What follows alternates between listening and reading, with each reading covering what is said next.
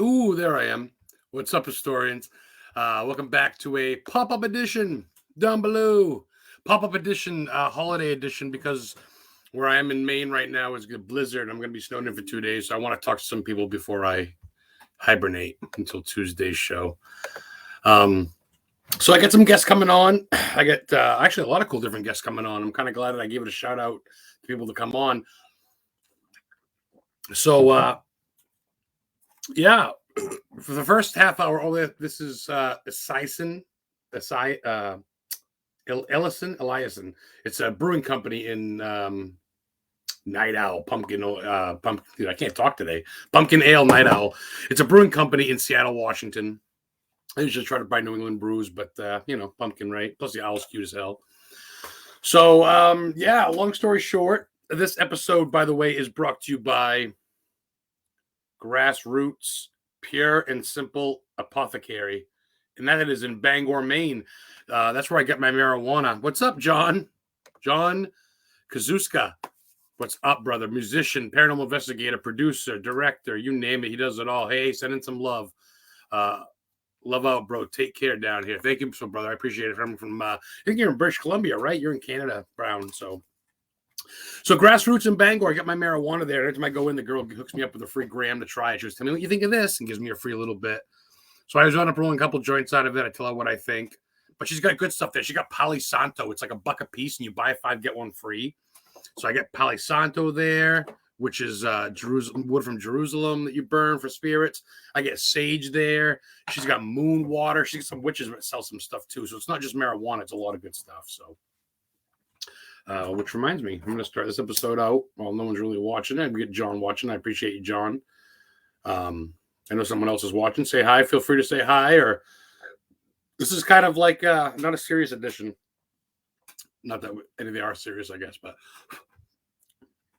this is really not the serious edition. This is just, like I said, it's a snow blizzard, a big blizzard coming up, and I just want to kind of let you guys know what I did. Actually, what I did today is, while I was door dashing in Derry, Maine, Bangor, Maine, I actually stopped at Stephen King's house. A couple of cars were there and stuff before the snow came. But I went to the Barrens, the not the Pine Barrens where the Jersey Devil is, but the Barrens is the waterway where the Losers Club, if you're familiar with Stephen King and his work in the movie It, with Pennywise and the whole nine, the Barrens is where the Losers Club play, and where they go swimming off this ledge, like Beverly swims off the ledge and she gets back up, and everybody, all the boys are all like, wow, chick. And hey, Betsy Lou, thanks for tuning in. Yes, you got to go to the Kendustic for me, bro. Yes, that's where I went today, John. The Kendustic River. I have pictures which I haven't uploaded yet, and I got a video which I'm going to do for my YouTube channel. But I went to Lover's Leap. I went to the Kendustic River, which is the Barrens in Stephen King's world. If you take the SK tours and everything else, the Kendustic River. Kendustic is actually a small rural plantation town right up next to Bangor. You actually, the way I come from my house, I got to go through that town to get to Bangor, and the river flows right through it. It's almost like a whitewater river. It's really, really choppy in some parts. So I went there today. I looked it up on Google, and I brought it right there. And it's Lover's Leap. And there's like a leap part where Beverly jumped off of in the movie It, and then yeah, that's so cool that you know that, man. Because I was like, and you're fucking not even, you're in Canada and you know it's Kendustic. Because they're all my pictures. I got to prove people right. I got to show them where I found my info so they don't message me. You go, how do you know that? And well, I think it's here. So fucking, I'm sick of people. So I just message, I put it in the comments with the proof so they don't fucking have any questions by the time I'm done. So yes, John, very fucking awesome. Kendustic River is where the Barrens were. So I went there, and it's Lover's Leap. And it's actually a sign that says Lover's Leap. And it's a little, I can't even think. It's almost like a dock, or you would say it's almost like a platform that goes over the rocks, kind of. You can see the water, and you can see there used to be a dam there, which is kind of neat. There's a dam for a while there, and hi, Christina. I see Christina Farner in chat. She will be joining us soon. Krissy Spooky Explorer, which is what I'm kind of, Adam the historian, ghost hunter, kind of exploring too. So I had to bring her on. She's a big supporter of mine, fairly new friend, and she's been doing some great stuff. So I'm glad she's kind of popped in my life, and she'll be on very shortly, along with my other 2 guests. But to get back to that, John, yes, the Kendustic, I can never pronounce it right. I know it's fucking Native American or something, but the Kendustic River in Maine is where the Losers Club hung out, is where Beverly Marsh swam, and the boys were all, oh my God, a girl. And then Pennywise showed up in the drain. Well, if you go there, there's a sewer drain right there. There's an old dam remains, there's the jump, the water, and there's an old sewer drain. And of course, I got a picture and video of that. How can you fucking not, right? And it's 20 minutes away from Stephen King's house, the one in Bangor.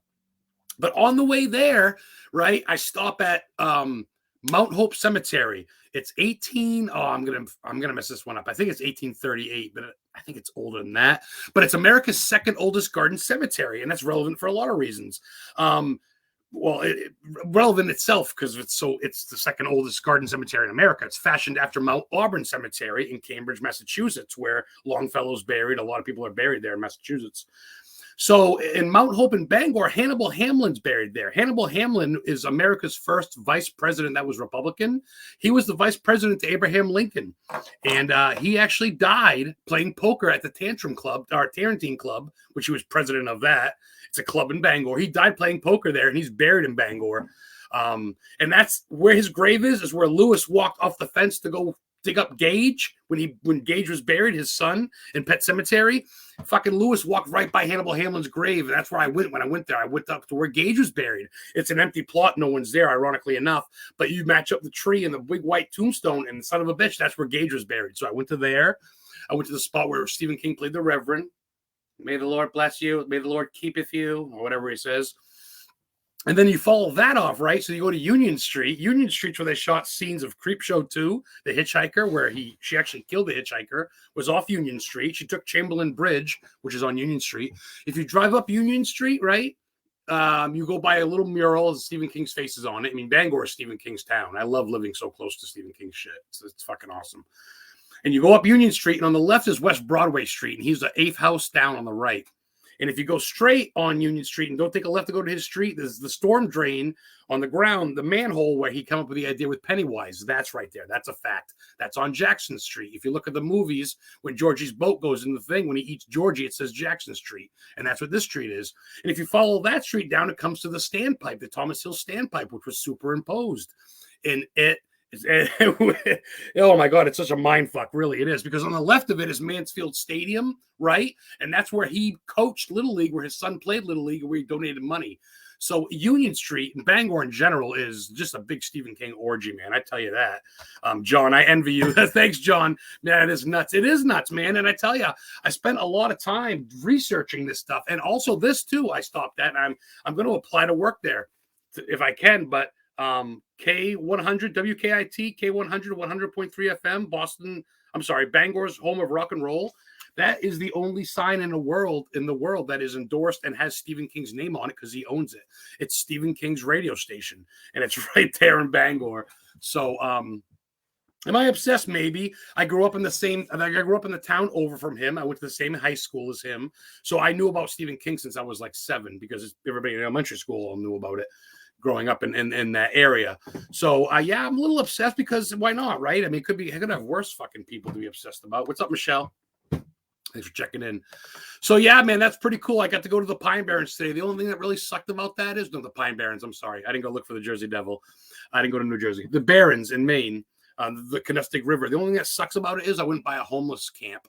There had to be, I didn't stop and do count, but it had to be at least 200 to 300 homeless people, men, women, and children. Probably about, 150 tents, tarps, bikes. I mean, they had flags up and barbecue. It looked like a summer party, but it's not. And it's fucking 25 degrees here in Maine with a foot of snow coming up. So those poor bastards, I feel so bad for them. And they're on the spot that's inspired by a movie, inspired by a millionaire, inspired by Stephen King. And these people are living there, and that's their home. So that was kind of weird. I was in and out. I got a video of them too. Wasn't, what's up, Dawn? Dawn used to actually babysit Stephen King's or used to like house sit some of Steve King's family out there in Lovell, Maine, where he lives now. So I'm trying to get Dawn to introduce me to the grandma, whoever the fuck. Anybody with the last name King, I'll take it this time. So, yeah, I just want to go on a little early tonight. I know, like I said, I'm going back to Fridays starting January, but for now I'm on Tuesdays. I don't have my radio show anymore. And I'm just kind of, I want to just kind of mess around with some friends, get to know some people. Everyone coming on deserves their own show. Christina Farner deserves her own show. I'm going to have her on, just her one time. She's got some great stuff, as well as Heather, and as well as Kat Lawson, and as well as Author Duane, who's going to be cosplayed as Pennywise tonight. He's an author in Maine. He writes books and stuff like that. He does cosplay. And pardon me.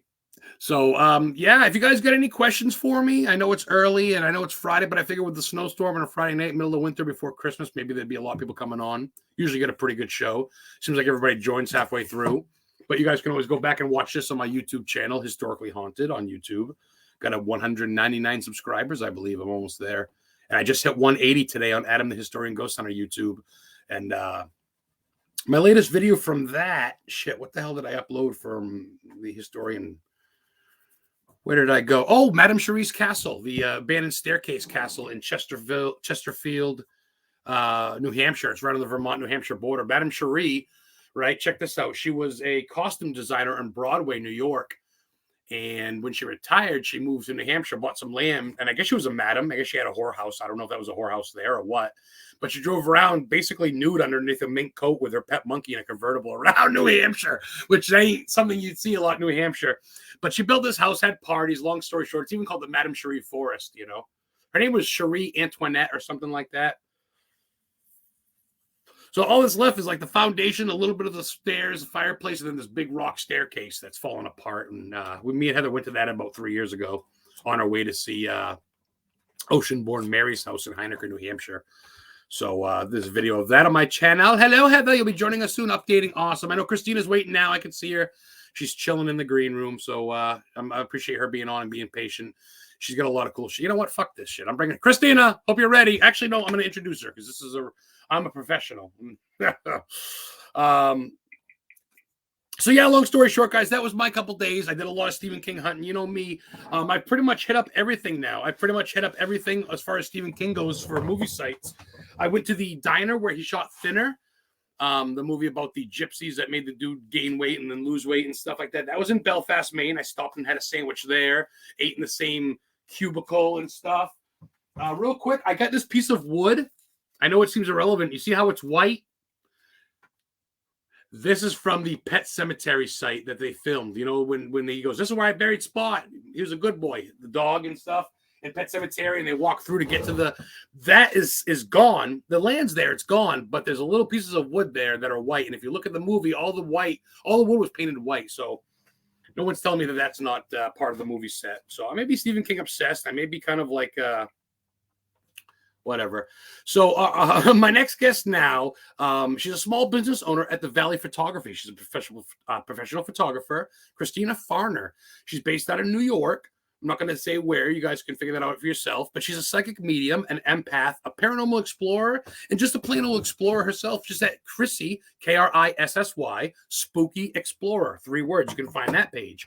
So let's bring her on now a little earlier than expected. Hello, Christina. Hello. What's going on? I am so nervous. Oh, stop. Are you kidding me? Oh, you're gonna be fine. You're gonna be fine, girl. We'll have some friends joining us in a minute. I know it was a last minute thing, so that's cool, man. Oh, I know. Well, thank you. I definitely appreciate it. Yeah, absolutely, absolutely. I'm glad to have you. Like I said, you kind of popped on my radar recently through some mutual friends, maybe, or something. I'm not sure how we got connected. I think maybe Kenneth Drake, right? Does that sound right? Oh, I don't know. I don't remember. I don't know, maybe. And we just started kind of hitting it off, and I saw what you got. And I go, shit, that'd be awesome. So Megan says, good evening. Hello, Megan. Thank you for joining us again. So before I get the other girls on and my friend on, the gentleman, I want to ask you how my girlfriend Heather, she'll be joining us. She says hello. Hello.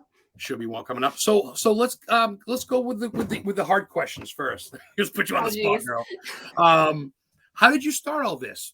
Is it running in the blood? Is this something you've been into for a long time? Did a friend get you into it? How'd you all come out all this? So ever since I was little, I've always had like paranormal stuff happening to me. I always just blamed my house because the house I live in is like really old. And I would always see stuff. And then as I got older, I started to like experience a lot more, especially like when I moved out. I was like, why am I always having crazy paranormal stuff happening to me?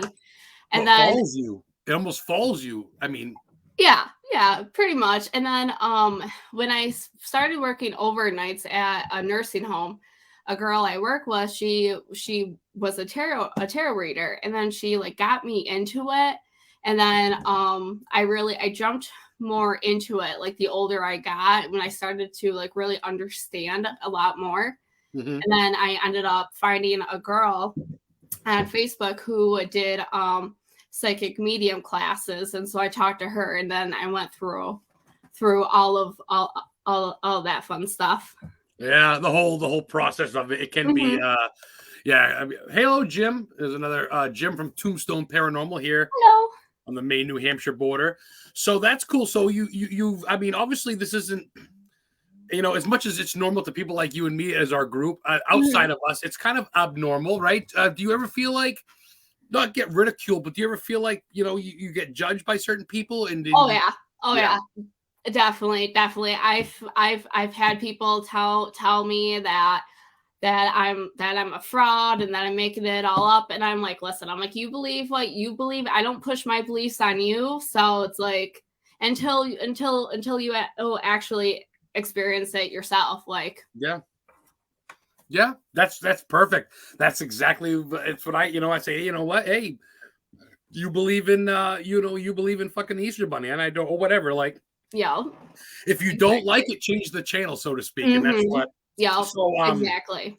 so let's talk about your exploring. Is that like a YouTube channel? Is that just your Facebook, like a So side page? it's something that I started a few years ago with like my friend Caitlin and Kelly, and so I was like, oh yeah, no, I want to make YouTube videos like everybody else does.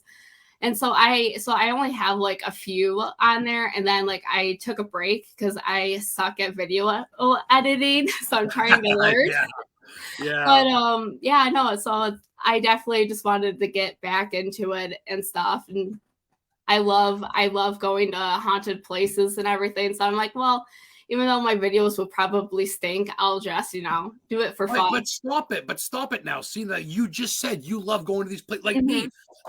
I was like you, man. When I first started my YouTube channel, I was like, okay, well, I got to make sure the lighting and edit, and I can't swear, and I gotta, hello guys, and hey, welcome. And I said, you know, after a couple of videos, I said, I'm not even having fun. So Mhm. now I've got a joint in my hand, and I'm walking in a graveyard. I'm like, what's going on, guys? This fucking guy was Yes. blown up in 1853. Holy shit, right? And Mhm. I don't care if it's harsh or brash. And you know what?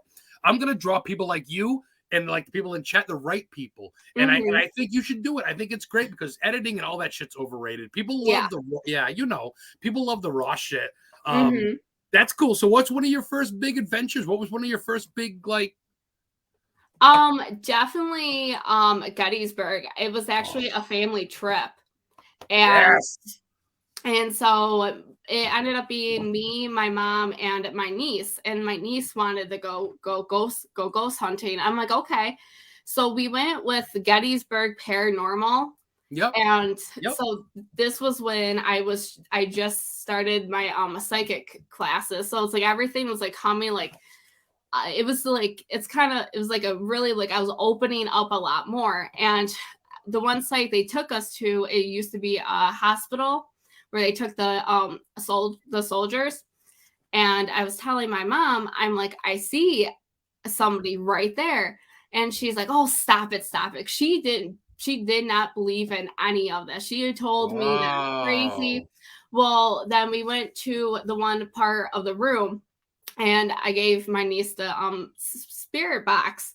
And so I'm like, hey, the guy that I'm seeing, do you have a message? And at that moment on the spirit box, the spirit yelled at us saying, we are in war.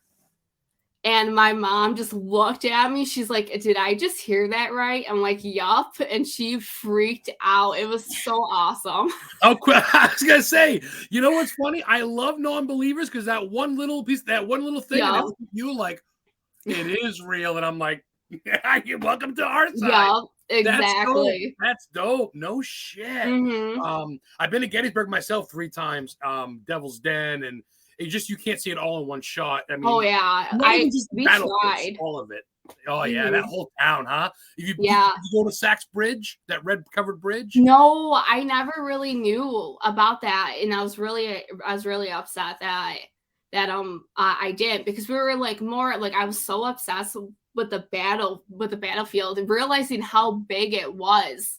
And Oh then my God. because we took a tour bus, so I was like, holy crap, I'm like, this is so much more bigger than what I imagined that it was, because it's like you learn about it in school, and I'm like, man, I'm like, this is way more intense than what like I actually thought from, you know, the book. Yes, it's textbook don't do it justice. Yeah. I'm sorry, I gotta turn my phone off real quick. I don't know. People know I have a show. If you don't know I have a show, you should be watching my show. So I was gonna say, so that's, come on, you bastard. So you're into the history part of it too. Stop texting me, people.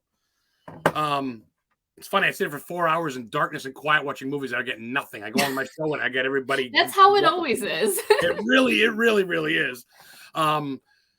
Yeah, Gettysburg. To get back to that, as you were saying, how big the battle was, like you can take a tour bus, even that they'll tell you, well, it still continued to Virginia, Richmond, it still continued to Fredericksburg, but the basis, you know, was Gettysburg, but it wasn't just, it was Gettysburg. The whole fucking town was the battlefield. All the way to where that poor girl that got shot.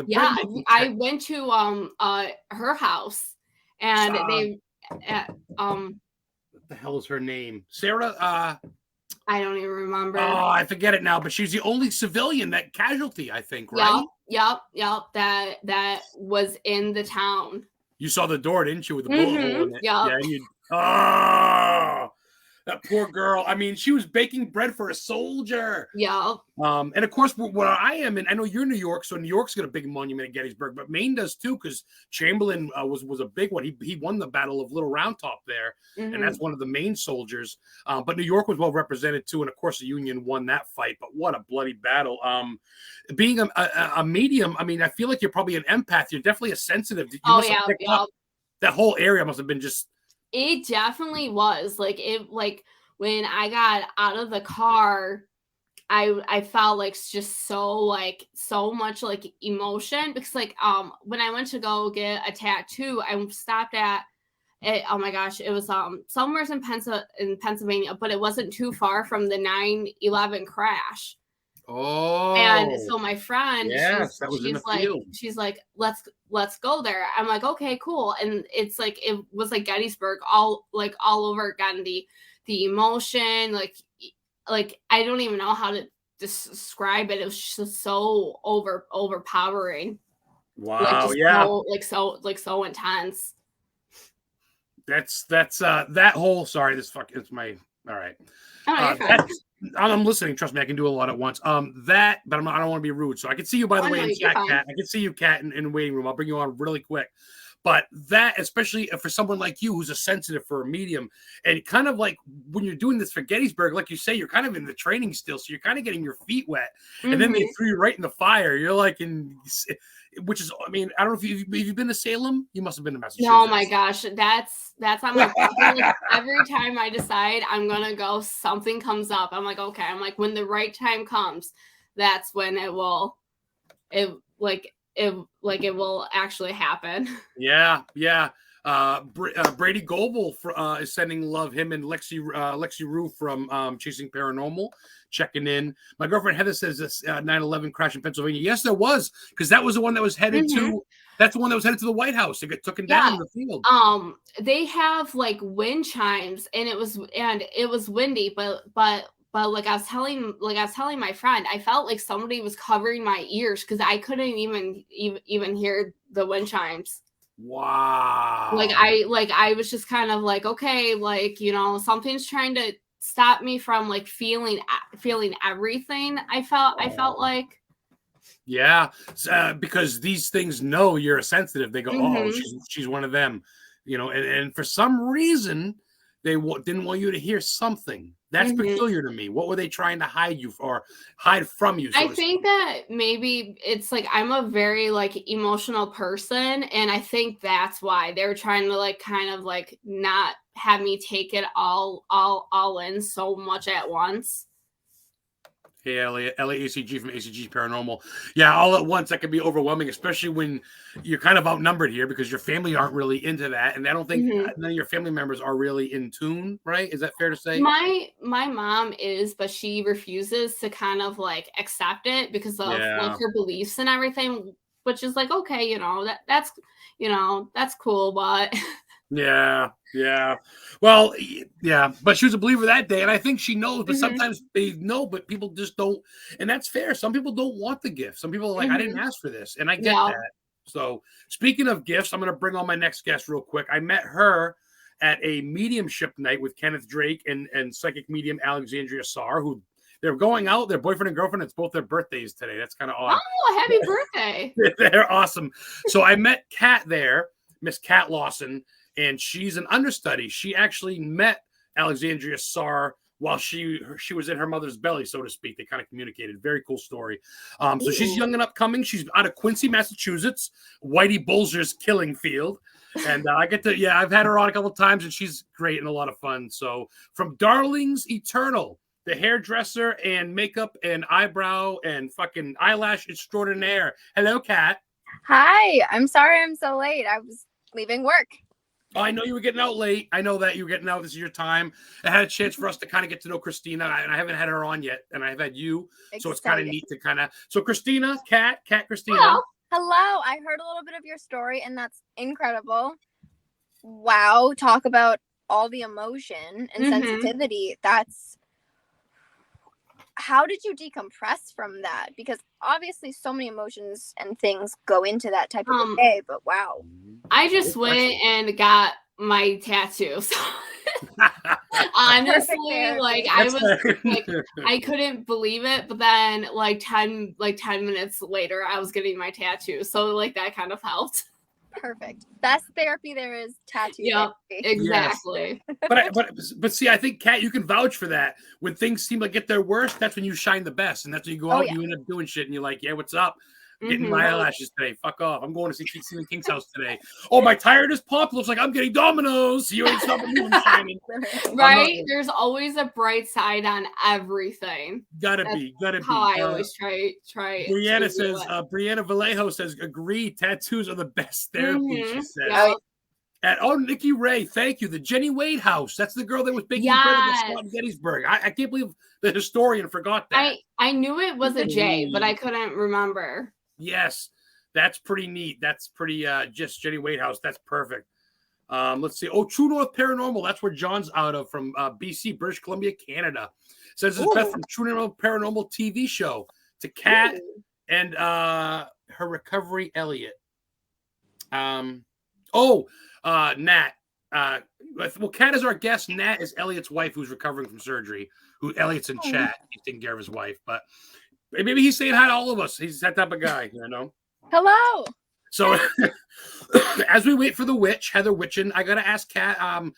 I know right now Christmas is coming up. Times are tough, but you're looking good, girl. You're staying positive. You're smiling. You're shining, right? Oh yeah, you have to. I mean, in situations, you know, when everything just keeps trying to get you down, if you feed into that negative headspace, it's just gonna keep getting worse. And people, especially like some of my family members, are like, why are you so positive? Why are you just being so happy about everything? Everything's falling apart. You're in a crisis. I'm like, if you feed into that, you're just going to keep yourself in such a dark headspace, but then you're also going to attract negative entities to you, as I'm sure, you know, you also know.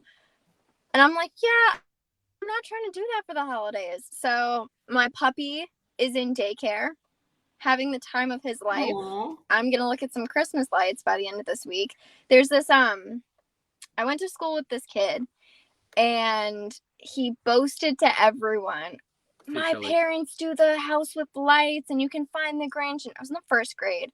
I told my parents about it, and they were like, yeah, okay. They literally do their entire front yard and backyard in lights. Goes up the day after Thanksgiving. It's up through, I think, the 30th or 31st of December. And they hide this tiny little Grinch stuffed animal in their yard in a different place every year. Whoa. And it's the coolest thing. Christmas Eve, the mom, she stands outside and she hands out the kids mini candy canes. And it's like the sweetest thing. So we have like little Christmas traditions I look forward to, because I'm such like a Grinch fan. I pick the Grinch over Santa for sure. Bah, humbug. Oh yeah, love it. You know what's funny? That house, all that house is missing is a guy in his bathrobe unloading his shitter from his RV. Yes. Hey, cousin Eddie.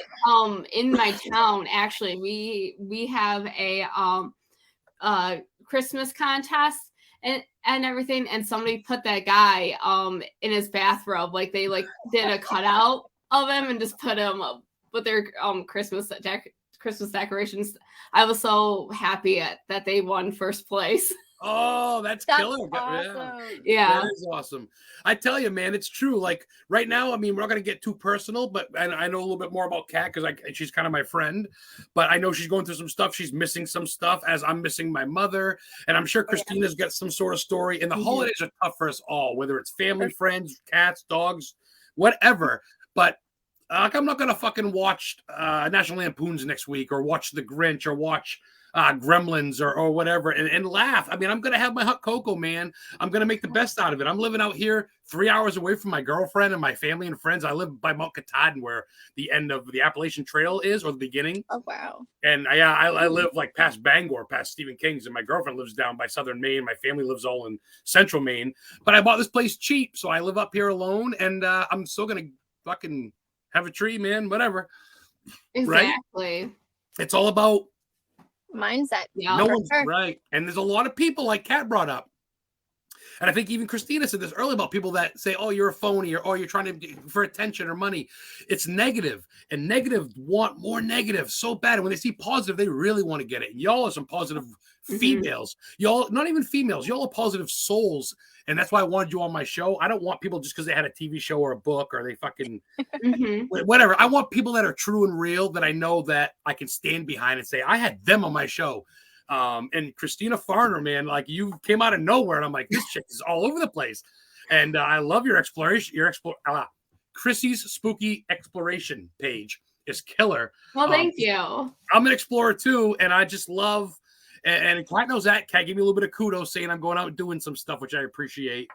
But it's about living. I mean, I love watching documentaries and movies, but I want to go out and I want to touch the grass, man. I want to see, you know what I mean? Like, so that brings me to my question here for both you ladies. I guess we'll start with Kat.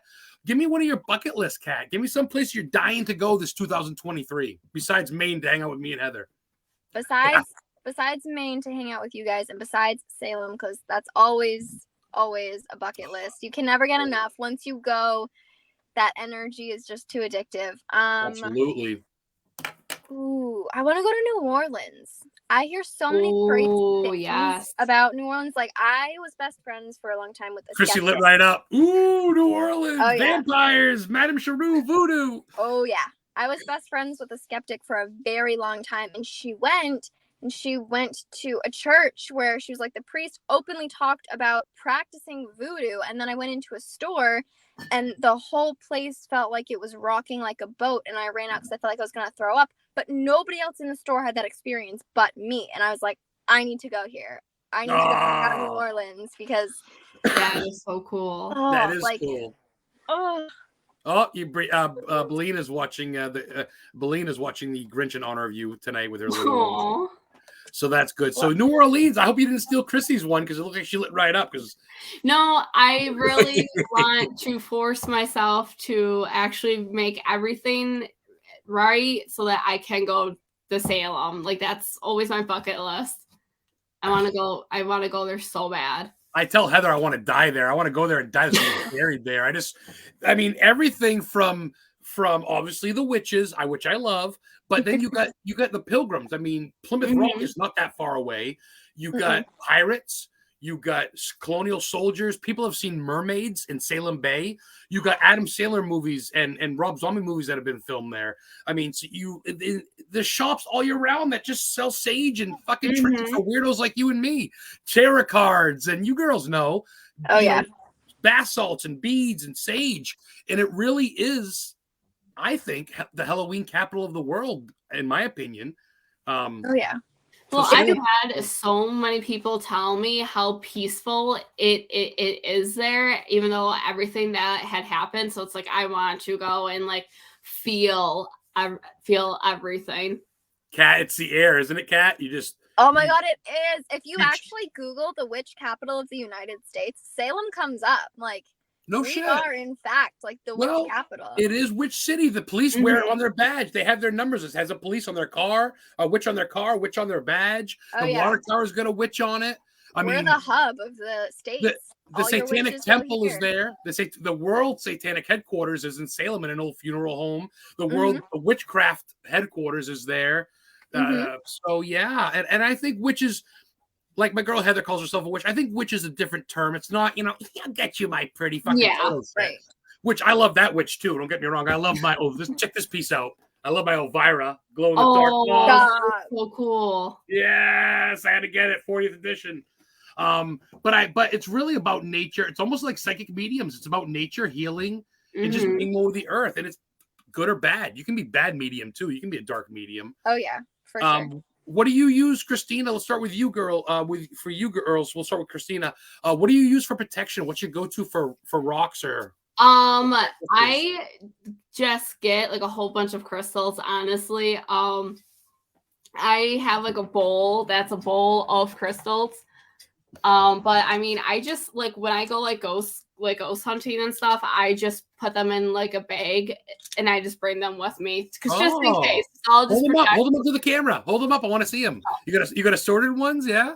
Yeah, I got this is a bowl. Oh, I love that holder. At a psychic fair I went to.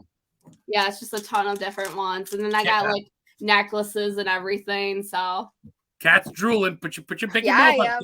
Yeah, Cat loves rocks and gems and crystals. She's like, oh yeah, you can never get enough, right? I mean, no. I mean, like I have duplicates and stuff, but it's totally worth it. I love that. Look at Cat glowing. What about you, Cat? I just got this today. It's a phantom. Ooh. Amethyst. My I just changed locations on where I'm working, and a girl I worked with, she saw that and she's like, when I saw it, I thought of you, and I'm like, well, thank you. Oh, that's a big compliment. That's a big compliment. That's a pretty piece right down the middle. It's like sapphire meets like diamond or crystal color. Like that's pretty neat. So all right, Kat, I know you're chomping at the bits. What's one of your little beauties? What's one of your go-tos? Typically when I travel, like just day-to-day life, I have my godmother got me this little evil eye fish. I keep that in my wallet. I used to keep ground up sage in my purse for a very long time as well. Oh, that's a good idea. Yeah, you like that? That's I never heard of that. Why not, right? I mean, I definitely got like questions from like police or like security, like when you have to go through the metal detectors. They were like, what's that? And I was like, it's sage. You can smell it and you can eat it. And they were like, and I was like, no, really? And they're like, okay. Did your joint fall apart, ma'am? I was like, do you want to see the rocks too? And they were like, okay. Like, what kind of rocks? Oh my god.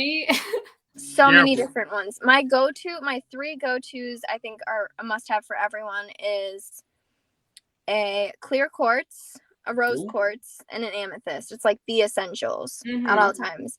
I hear amethyst a lot. I hear that a lot, amethyst, from people. Yeah.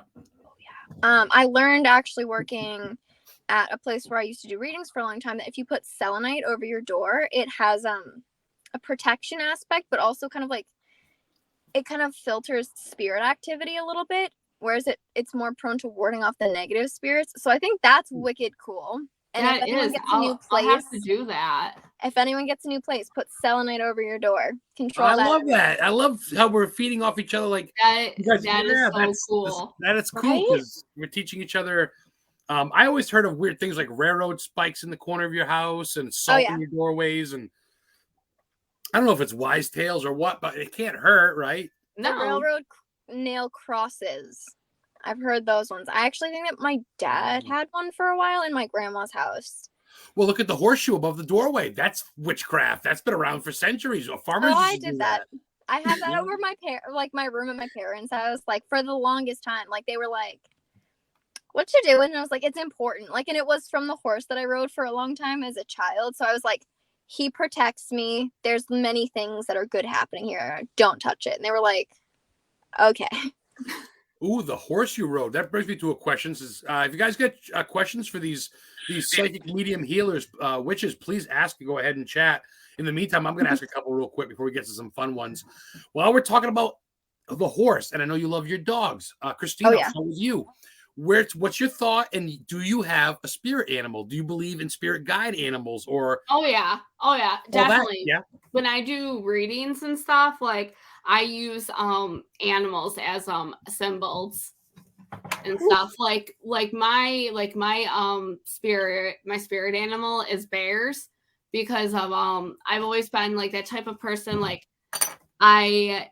like when I see a bear, I kind of feel like, okay, I need to like toughen up a little bit and like speak up more, because like I'm that type of person. I just stay quiet, and that's my goal in 2023 is like actually like express a little bit more. Nice. You know, don't be afraid to say no. But like I saw like when I was really like, okay, I was making changes in my life, and I was like, oh, I'm not sure, because I don't want to upset people. And then I actually saw my first bear. Like I go hiking in Zor all the time. That's I've never seen that a is bear. awesome. And then that time when I was thinking about making that change, I saw a bear, and I was like, oh my gosh! I'm like, this is a sign. Like, oh, dope. Where was that? Upstate New York? Mm-hmm. Wow, no shit. I live in Maine. That's our fucking state animals, the black bear, and I never seen one. Yeah, no, like wow. I'll go camping in Zor, and I'll hear like, you know, a bear like kind of like waking up, like making like their like, you know, morning growl or whatever. And it's like I would never see them. No matter where I would go. I was like, okay, like I'll see one in the right time. And I was like, oh my gosh. Wow, you could almost write a story about that, huh? That's pretty like right at the right time. Kat, her spirit animal shows up. She's always wanted to see it. She believes in it. She thinks it's a sign. The fucking thing shows up right as she's making her decision. Mm-hmm. That's perfect. I see Heather in chat. What's up, my lady? 1 second. Let me just get the cat real quick on her spirit animal. What's about you, kitty cat? Ooh, mine sounds very silly. Mine's a rabbit. When I was a baby, I actually was saved by a rabbit. I was dying. No shit. Aww. Yeah. So funny. Well, it's not a funny story. I think it's a funny story. My family does not. When I was a baby, we had a rabbit, and she was very protective of me. Like if I was in like a high chair or an activity set, wherever I was, she was like literally right next to me. Aww. And she would sleep in front of my crib. So one night I stopped breathing, and she noticed and ran into my parents' room and started knocking things over and woke my dad up. And he was like, what is your problem? And she started biting him. She's never bitten him before. He was like, what is wrong? She started running around in circles. He was freaking out, thinking, did someone break in? She brought him into me and saw that I was literally like as purple as they come, just not breathing. Wow, and if she didn't do that, like I would have died. And people are like, that's a made up story. I'm like, you can't make something like that up. No, that's freaking amazing. So like my family sees me all the time. Like if we are out and see wild rabbits, because they're everywhere in Massachusetts, I can get like 2 feet away, and like we can like bond. We'll hang out. We'll chill. Oh my god, I want that so bad. That is so cool. My brother thinks it's the weirdest thing. He's like, you can't just go up to a wild animal. I'm like, but you can when you have a bond with them. Like, it's that Cinderella did it. Respect. Cinderella did it, so fuck off. Or Snow White, I should right? say. You know what's funny? I can do it too.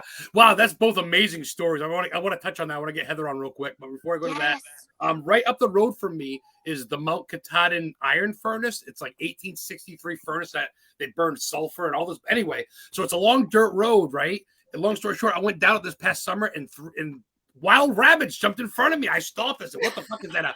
A weird squirrel with long ears?" And I got out of my car and I fucking took my joint. I thought I had acid in it. I was gonna throw it away. I couldn't believe it. And it was a wild bunny, and these fucking things hopped off. And I said, "No way!" So I'm out there like an idiot in the middle of nowhere with a joint in my hand, chasing these wild bunnies down this dirt road, middle of Maine woods. And I never caught them, but boy, oh boy, man, I thought I was like Tenacious D, the Pick of Destiny, like he had mushrooms, he's hanging out with Sasquatch. But there really is wild rabbits, Cat. You're right. It's Everywhere. They're adorable. Look at that, See, Rudy. that's me though. I'm always chasing after our animals. I'm like, oh, come here. Like, I just want to give every animal some love. Yes, my next guest. God. Yes, Heather's the same way. She picked up a wild turtle not too long ago. My next guest, Heather. Heather CAMINITI. She is the host of the Witch and Life Guide show.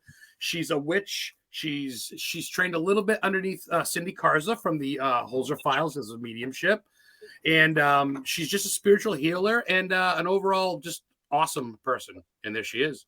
Oh, thank you. Hello, everybody. Hello. Hello. It's good to see you, Kat. Nice to meet you, Christina. Look at Adam. Adam's like, he's like, look, I got my ladies. Go ahead, ladies. We're talking about like bears and wild rabbits and shit. Like, I'm just like, wow, go ahead. Who needs me? You heard the stories, huh? Goodness. That's some pretty wild stuff. The bear and so amazing. Hold up. Where are my lights? Cat didn't pay her power bill.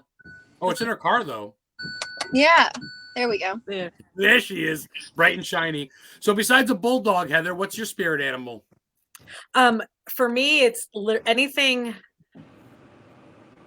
honestly from the feline family. I would say either lion or cat, but I am a Leo from just and when you really think about it, I really feel like I am true.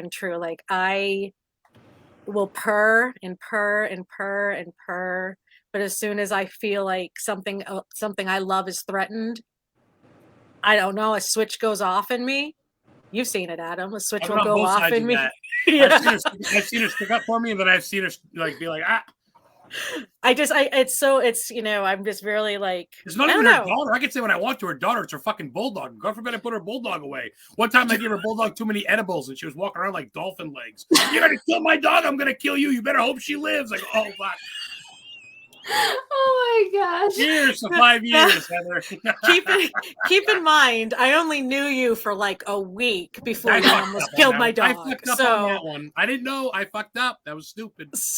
I felt bad, man. The dog dropped edibles on the floor, and the dog took a big bite. It's a bulldog. They'll eat shit off your shoe. They'll eat anything. She was walking with she was doing the army crawl. She couldn't move her back legs. I'm like, I'm gonna have to get her a wheelchair. What the fuck am I gonna do? I thought I killed that poor dog, dude. I tell you what, I'm like, I'm going to hell, and I'm gonna go there quick by an Italian woman. Oh yeah. Death at the hands of an Italian. Yeah. If it makes you feel better, when I was at work, my husband had what is it? The glass things of weed. I don't smoke, but I definitely drink. But he had like the pen things. Cartridges. Cartridges. Yes, okay. The cartridges. My puppy was a few months old. He cracked one open, licked up all the liquid, and then went to crack a second one open. Oh my god! High as a kite. You know how much THC's in those fucking things? Oh my god! High as a kite. My husband thought it was the funniest thing. He like scooped up the puppy, and I came home, and puppy was like passed out, looked down. I was like, "What happened?" Spineless. It's like their spine just—it's like they're jelly. But I mean, they have like you broke the baby. Like you can't explain to them what's happening. They have no idea. Me, the first time I did edibles, my brother dared me to eat the whole, all the gummies. So I'm like, okay, I will. and then after he's like, oh, let's go to Walmart. I'm like, okay, let's go. And I'm like crawling on the ground. I'm like, I can't walk. And then he's like, okay, so he helped me out to his car, and then it was like it was dark out and everything, and I just felt like I was in a spaceship. I'm sitting there, I'm like, oh my god, I'm like, slow down. And he's like, I'm going like driving out of the parking lot right now. Oh my god! You went to Walmart to look at the people at Walmart, and you ended up being one of the people at Walmart. Yes, I was very happy that I did not end up on any website, because I was like legit. I was like falling all over, and then at one point I'm just like crawling on the ground because I was like, I can't walk. Too much. Oh my god! Too much too soon. You poor thing. Yeah. We knew it. And set you up for failure. The thing is, you didn't really stand out too much. You're just like, that's just a normal thing. So you're good. In Walmart, that's normal. Yeah. Push her through the turnstiles. Keep it going. Oh God. I was on Rudy's show. Rudy's a cool dude. He says I'm his spirit animal, Rudy. Him and Playboy there that was on their show. I remember that one. That was funny. Shadow Initiative. I forget now. But remember we talked wrestling because I was a big WF fan. They brought me on. He thinks I'm great. And I love them. I love them guys. Man, this is a lot of fun. I appreciate you guys coming on. I got Pennywise coming on soon. Author DUANE E. He is an author from Maine. I met him at the first ever Warren Con, the Ed and Lorraine Warren. You guys must have heard of them. The Warren Con from last year, not this year's one, the first one when me and Heather went. He was there dressed as the nun, as Valak, Sister Valak. And I was like, what the fuck? And then I got his card and it said Dwayne from Maine, Dwayne author. I go, no shit, you're from Maine. And he's a big Stephen King fan. But he dresses up like Pennywise too. So he's going to come on around 8:20, 8:30 dressed like up. He's working a little late, but if you guys get a chance to stay on for that, if not, check it out later. But if you guys can stay on, we'll have you guys talk with Pennywise for a little bit and a little bit later. It's just a little fun pre-Christmas thing. By the way, Christina, officially, Heather. Oh, hi. Yeah, hi. Oh, hello. I'm like, what are you doing? What's going on? You guys can all do the friend request thing later. Well, Christina and I became friends, I think, from a group or a page or a mutual friend. Yeah, I don't really remember how. No. And then I saw you like shit, and then I saw that you explored too, and then the show needed someone, and you were available, and Kat hit me right up. I'll come on. I'm like, I knew Kat would be the first one. I love her. God damn it. Well, it was Heather cool. was trying to get her computer charged.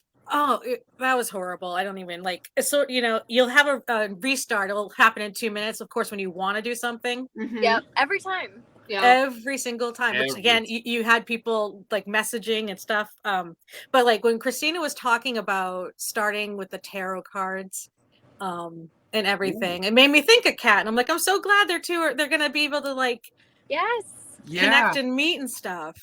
I got they're in my other case. I get the original set of tarot cards with the king and queen on them. Ooh. Oh, is that what's that one called? I can see right it. back. I remember.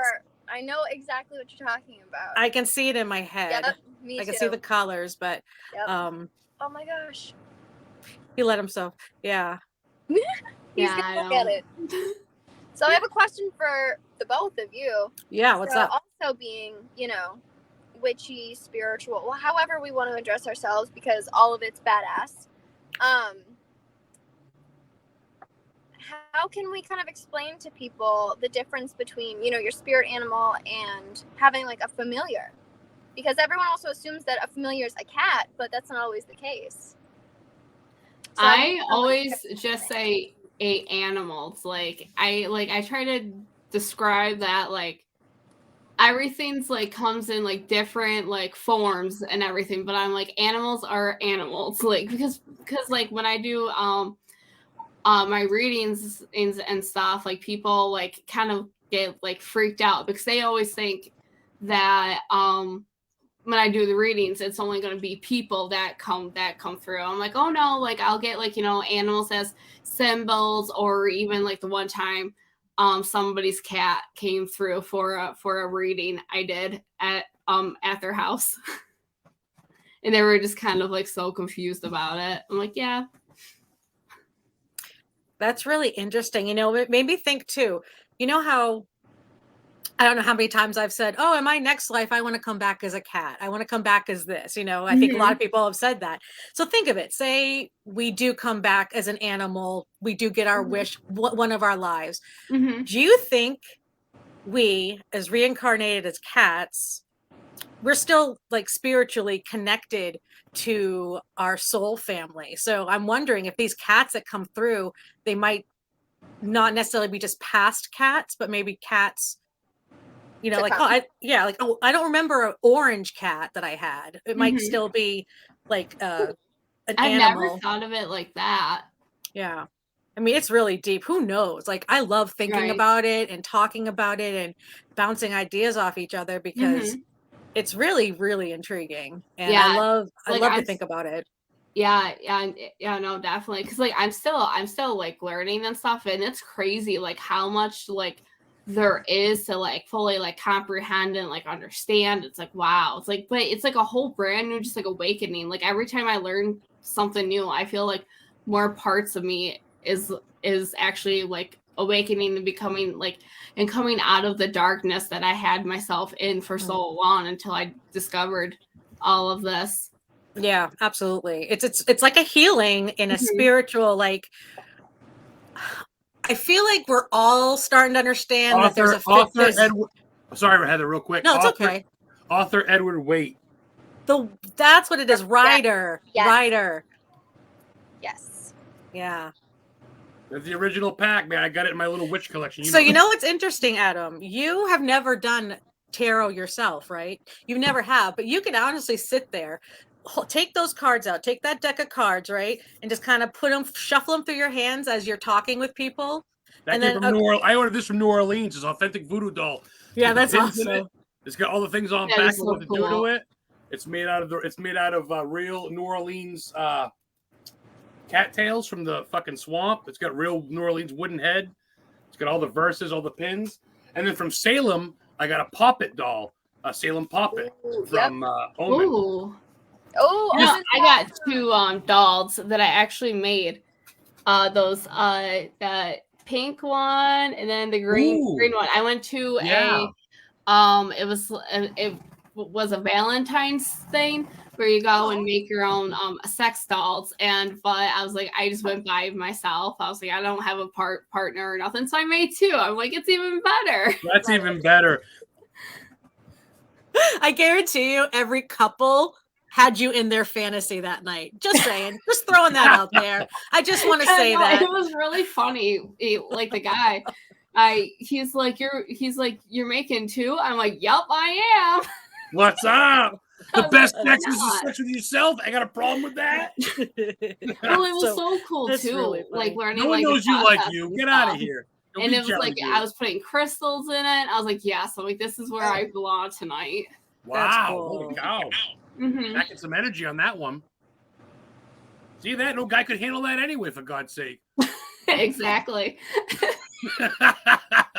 We're gonna get the X-rated edition here real quick. So not for children, not for children. That don't matter. Whatever.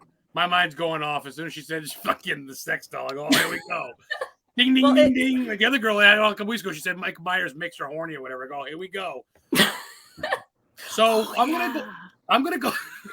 What the fuck? What was her name? Jenna Perry from the Warren. I never heard anyone ever say that before, ever. I brought it close to the oh my God. To each their own. Well, whatever, guy. It could be worse. So I'm gonna go. Since this has already come off the wheels here, let's go around the room and ask everybody what their favorite holiday movies are, or movies in general right now. What's going on your DVD player? What are you guys streaming? Well, I don't know why yesterday morning, I think it was, I woke up and I put on my TV so that I could get ready for work, and I was like, I want to watch the Purge. So I've just been watching the Purge. I don't know why. Ooh, do you know Purge 3, the election one? Is it which one's the election one? Is that 3 or 4? I think 3. There's 4 of them. Okay, no, that is 3 then. Okay, so 3 was filmed in Connecticut. Oh, no, that's cool. Yes, I want to get there. The filming site. I forget which town. I want to say it's Hartford. But when they're walking down the street, the girls are walking down the street. They're badass looks and taking dudes out. That's in fucking Connecticut, yo. Yeah, that's cool. The Purge is pretty sick. That's a pretty good. The only Honey Donuts is on the New England Strip is actually in Mohegan Sun in Connecticut, so you can also go in and get donuts. Ooh, balla! I went to Mohegan Sun. I saw Rob Zombie and Marilyn Manson perform there live. What a fucking show that was! I needed an exorcism after. That was wild. Eye surgery and Frankenstein and Marilyn Manson cutting his arm off and Rob Zombie. Woo-wee! Yeah, boy. That was a good show. So that's pretty cool. The Purge. That I didn't expect that. That's not really me neither. I'm watching Christmas movies and I was like, let's watch something a little different. Hey, teach their own. It's different. I mean, it's a holiday movie regardless. The Purge is technically a holiday, so yeah. There's no rules anymore. Fair enough. Ever since Corona, there's no rules anymore. It don't matter. True. You miss holidays and funerals and birthdays. It doesn't matter anymore. So yeah. I'm not trying to be a downer, but Kat, what's going on with you? I know you don't really have a lot of time for movies. You're not really, but what's one of the ones you like to look forward to? Or you typically like? When my husband and I have dinner, he's been like trying to force me to watch movies recently to like make me more cultured. So Trivia preparing. Oh, All right, what kind of movies are culturing you? Well, usually. Oh, here we go back into sex now. Anything that's stress, I usually down. So the typical holiday movies, you know, The Grinch, Deadpool, you know, because Deadpool's a family movie, right? Mm-hmm. That's what Wade Wilson said. Yep, I made that That's what he mistake with my son. He kept asking, "Can I watch Deadpool?" I'm like, "Sure." I knew it was like bad, but not like as bad as what I thought it was. Because I was like, okay, if it's a movie, it won't be that bad. Because I don't think it's even rated R. It's like rated like PG-13 or something like that. I don't know. I could be wrong. But I was like, oh crap. Some parts are. He's definitely like an R-rated Spider-Man. He's like a superhero. Yes. But he's like, he'll scratch his balls and tell people to get nice tits and all that shit. Whoa, what is this? Marvel. But Deadpool's funny. Ryan Reynolds is hilarious. Oh my God, I love him. So we went from so we're talking about Deadpool and The Purge. Is this December? If it makes you feel better, it's also like a sprinkle of like gangster movies, like The Usual Suspects, Public Enemies, Black Mass. Like it's just Black Mass. Yay! So fun Johnny fact Depp. Fun fact about that: the end scene in the apartment building, Johnny Depp actually used my high school, which is a private school, as his dressing and makeup trailer. Oh, that's cool. That is cool. He was man. actually in I love Johnny school, Depp. He's my man crush. I'm not gay, but I love Johnny Depp, dude. Whatever. Everyone loves him. Him and Ryan Reynolds, just every time. But no, that was such a fun fact, and we didn't know that. Like a couple of my friends, we had just finished school, and a few days later, some of my friends were like, "Oh shit, I forgot stuff in my locker. I'm gonna go get it." And they were told to keep their phones in a bucket outside of the school and were escorted up to their lockers. And they were like, "What's going on?" They were like, "Johnny Depp is in the building." And we were like, "Oh, shit." Oh, my God. Okay. Rigor, all that. I don't think he even would know. I don't think he'd even want all that stuff. That's just his people doing that. I don't think he Right. ask And for they that, were like, "Okay, like totally fine now." And they're like, "Can we go like walk by and look?" And they're like, "No." Oh, And my like, God. But that's a cool fact that I like to brag about. Like he was in my school. There's not many movies I can watch. I can literally watch that whole movie Black Mass and then watch it all over again. It's that fucking good. It's if you haven't seen it, if you guys watch it, haven't seen it, Black Mass. I swear to God, I watched it probably 20 times.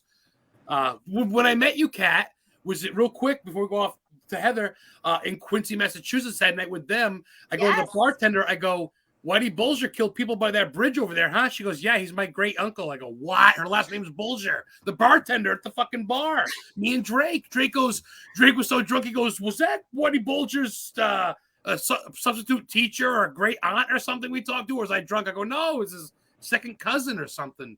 And me and Heather went to the bar where he used to run, and the people were that's a whole nother episode, but Johnny Depp did such a great job depicting not only the accuracy of the story, but the Boston every accent, movie, like the Southie accent. Oh, everything though. Pirates of the Caribbean, Blow, From Hell, Secret Window, just anything that Cat does. He sold his soul to the Illuminati. That's a whole nother episode. So anyway, so Heather, let's hear it. I know you're dying for the snowstorm, which happened tonight, so you're ready for seeing Krampus, I bet. Yes, right now the snow is starting to finally come down, and I'm so excited because everybody's been getting snow, and I feel like I have not.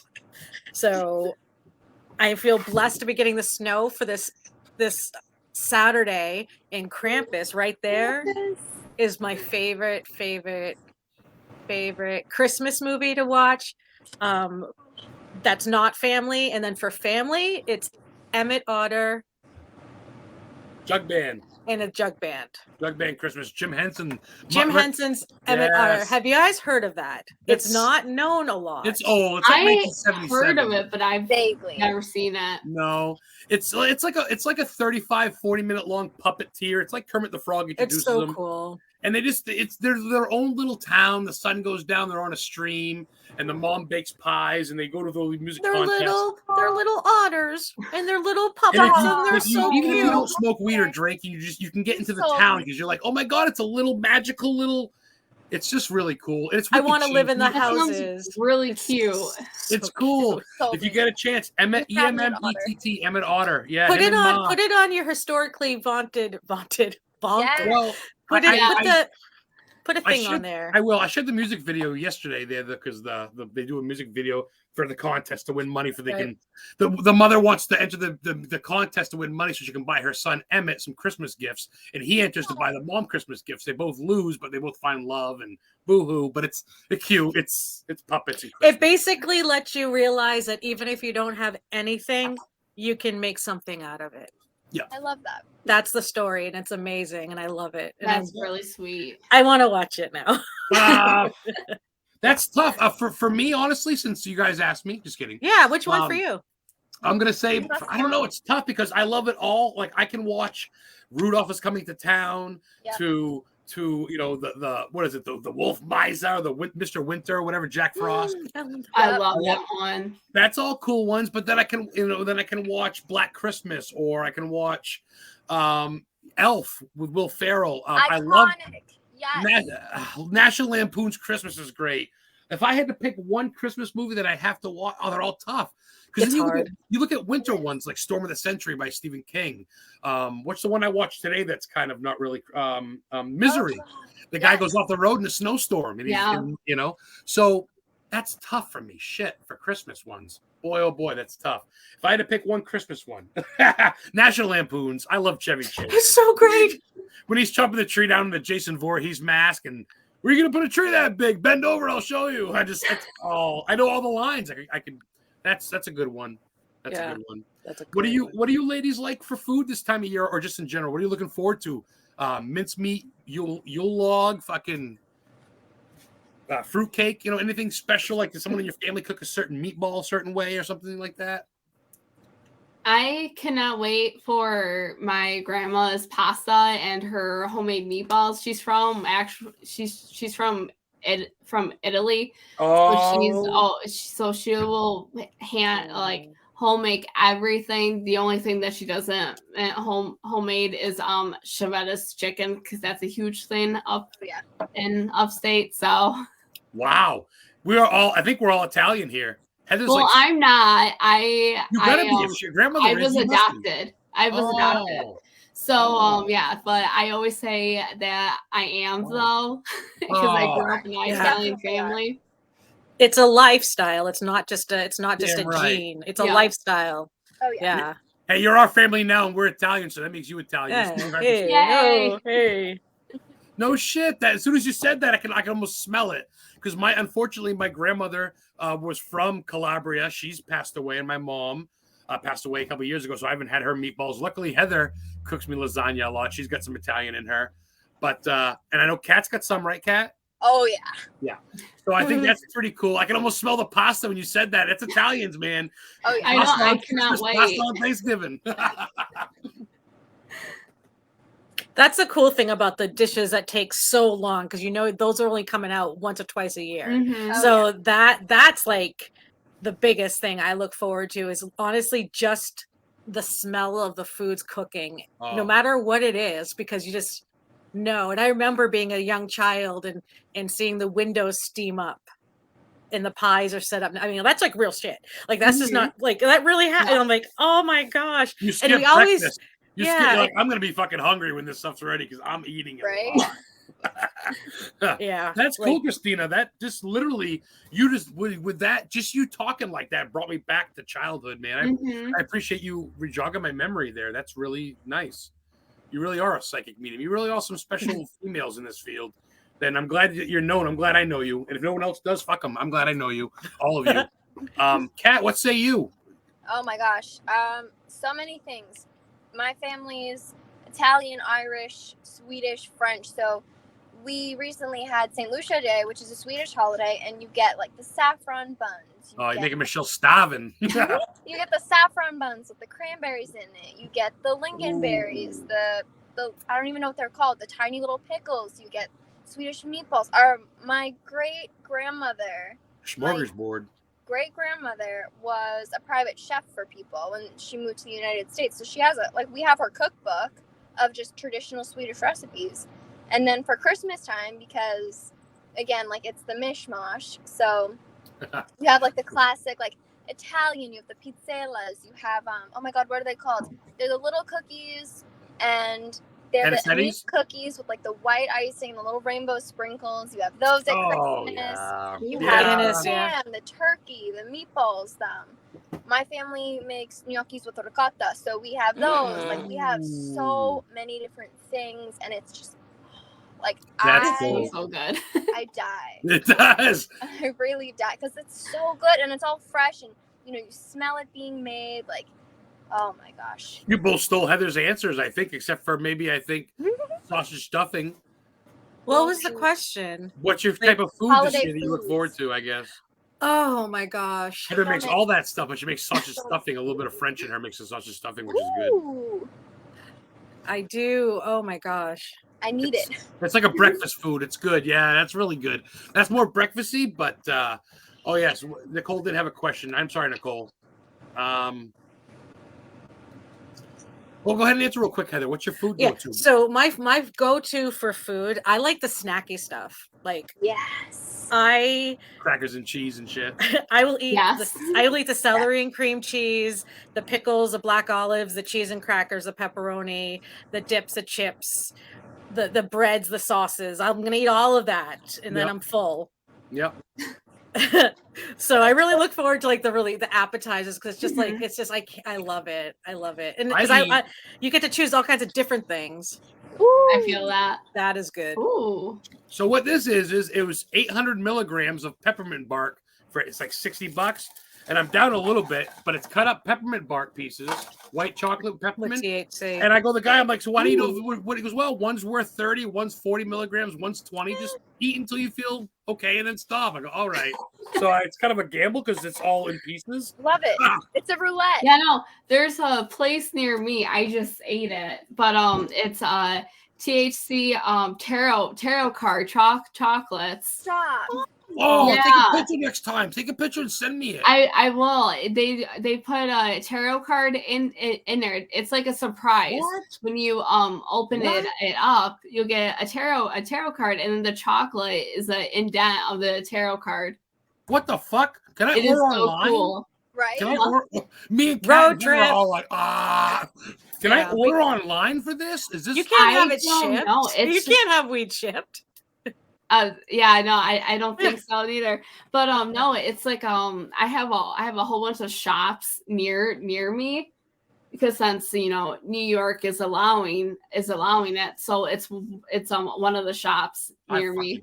Never heard of that. Evelyn, I'll frame it and keep it there for the rest of my life. Evelyn's my grandma.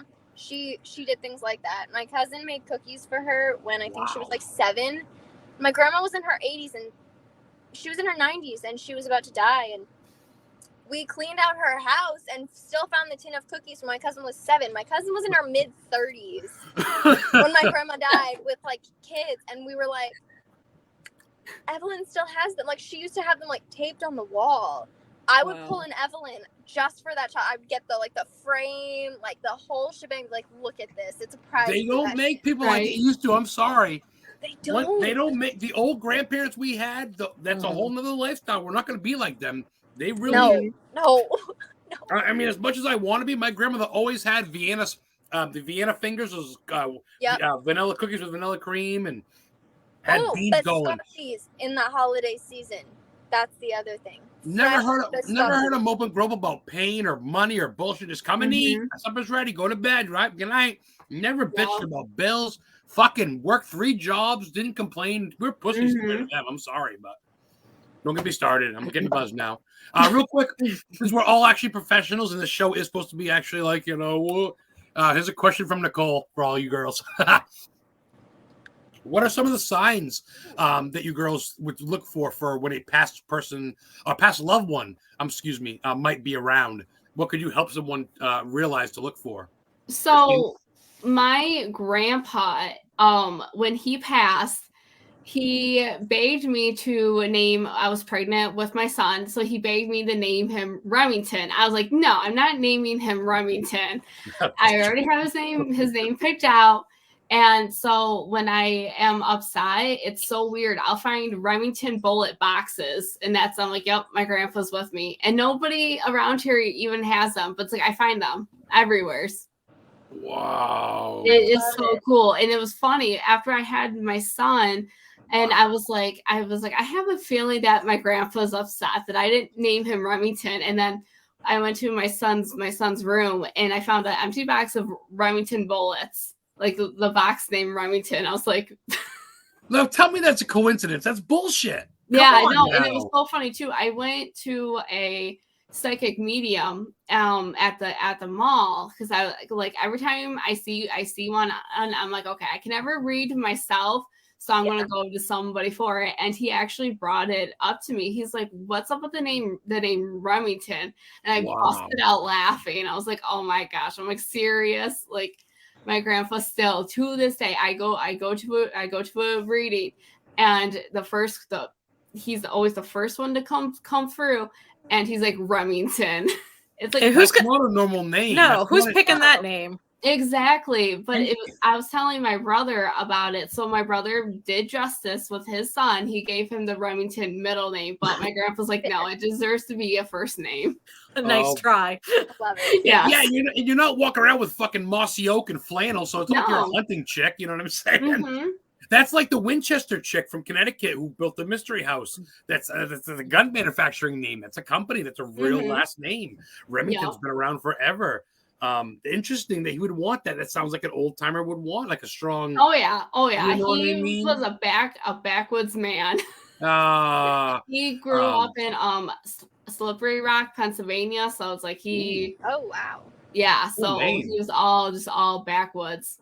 So you guys migrated to New York later in life then? Your parents possibly? Yeah. Okay, it makes sense. Huh. Kat, what say you about Nicole Ray's question about signs to look for with a past loved one? Do you agree with what Krissy has to say, or do you have something else to say, you think? I would say in general, the things that I've noticed that people's loved ones will tell me, like, oh, I sent you the sign.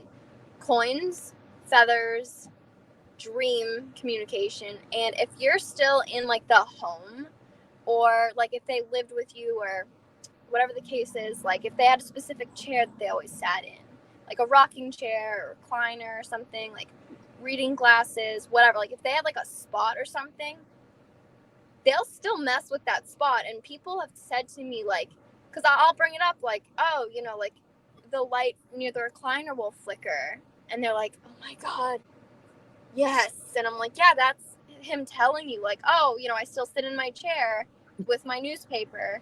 And they're like, oh my god. Like, so if they have like a specific spot, like I had a jokester, they would always tell their daughter, I don't want you to cook in the kitchen when I'm here. So every time her daughter would cook in her own house, her mother would come through and start moving the utensils while she was cooking. So funny things like that. So like, you know, if they have some sort of... Her mother's gone, I take it, right? Her mother's passed? Yeah. Oh, okay. Yeah. And it was like for a long time, and I was like, I just keep hearing, just stay out of the kitchen. And she started laughing, and I was like, she's serious. Like, I don't know why you're laughing. That's a woman. That's a real woman. Stay out of my kitchen. Oh, hey, Heather, what do you want? A beer. Grab a beer and go. I'm cooking. Okay, you got it, honey. I'm going upstairs to watch your YouTube video. Oh, he tries because he's like, he's great. He'll help me when I don't even really have to ask for it. But just like if I had a bigger kitchen, it'd probably be okay. Dude, but what kind of guy does? Dude, I do dishes and I vacuum and I clean the toilet without being asked. Give me a fucking medal. That's very good. But if I'm cooking and I need to just like reach for something, I just don't get in my way. Yeah. And I run this place by myself. You come here, but you think I'm gay. I'm not to be offensive to that. I should have said that, but it's very tidy, is what I'm saying. I'm very clean. I'm very. Not that straight people aren't. I don't know why I'm saying that, but for a bachelor dude that's by himself, it's pretty cool in here. I'm pretty clean. I don't like to be dirty. Oh, in the case of my grandma, the first time I visited her grave, I think like a year and a half after she passed, my grandma used to stuff tissues in her sleeves, so when you would hug her, she crinkled. And as soon as I walked away from the grave, I felt something in my sleeve, and it was bothering me. And I was like, what is going on? I took my jacket off, and out pops a dryer sheet that smelled like my grandma when you hugged her. and I got these like crater indents on my face, and my mom was like, "That's grandma," and I was like, "Yeah, just like is. just like Krissy's Remington bullet case. Yeah, these are signs that you can't. It's not just like, oh, he liked gray and I saw a gray car. This is legit signs. Like, I'm fucking here, right? Yeah, for a while, like I've always had just like crazy stuff like happening. Like one of the things, my grandma gave me a whole bunch of her dolls when she passed away. They're like the porcelain dolls. Oh, porcelain dolls. You swear that there's a soul in every one of them.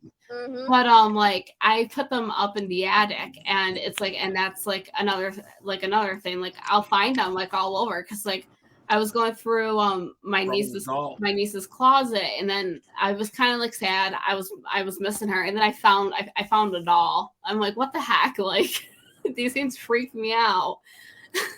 Oh, birds is another one. My same grandma who sends me dry sheets, sends me robins. Like I'll get same flocks of them. Like in off season, I told my husband about it when I first met him, and he was like, yeah, okay. And so it got to a point like where it was so bad, he was like, Evelyn's here, and I was like, yeah, she is. Heather, what's your opinion on looking for signs of loved ones? I know you feel like you've seen your mother a couple times. Heather's mother passed away on Halloween a couple years back. Yeah, I'll tell you though, your mom. Like you've seen my mom a lot. Yeah, your mom's way stronger to me, and I think it's because you're her boy and she's around you, and here. So you know what I mean. You know, like I do. When I sang in that heavy metal, I was in a heavy metal band, Calling the Herd. I sang for 5 years. We opened up for Mushroom Head. Nice. Oh yeah, I used to have it pretty good, fucking Lamb of God style. My mom would be in the front row, 70-year-old Italian. That's my boy. Woo! Oh, that is so precious. And I have fake blood capsules. I had vampire teeth. Check this out.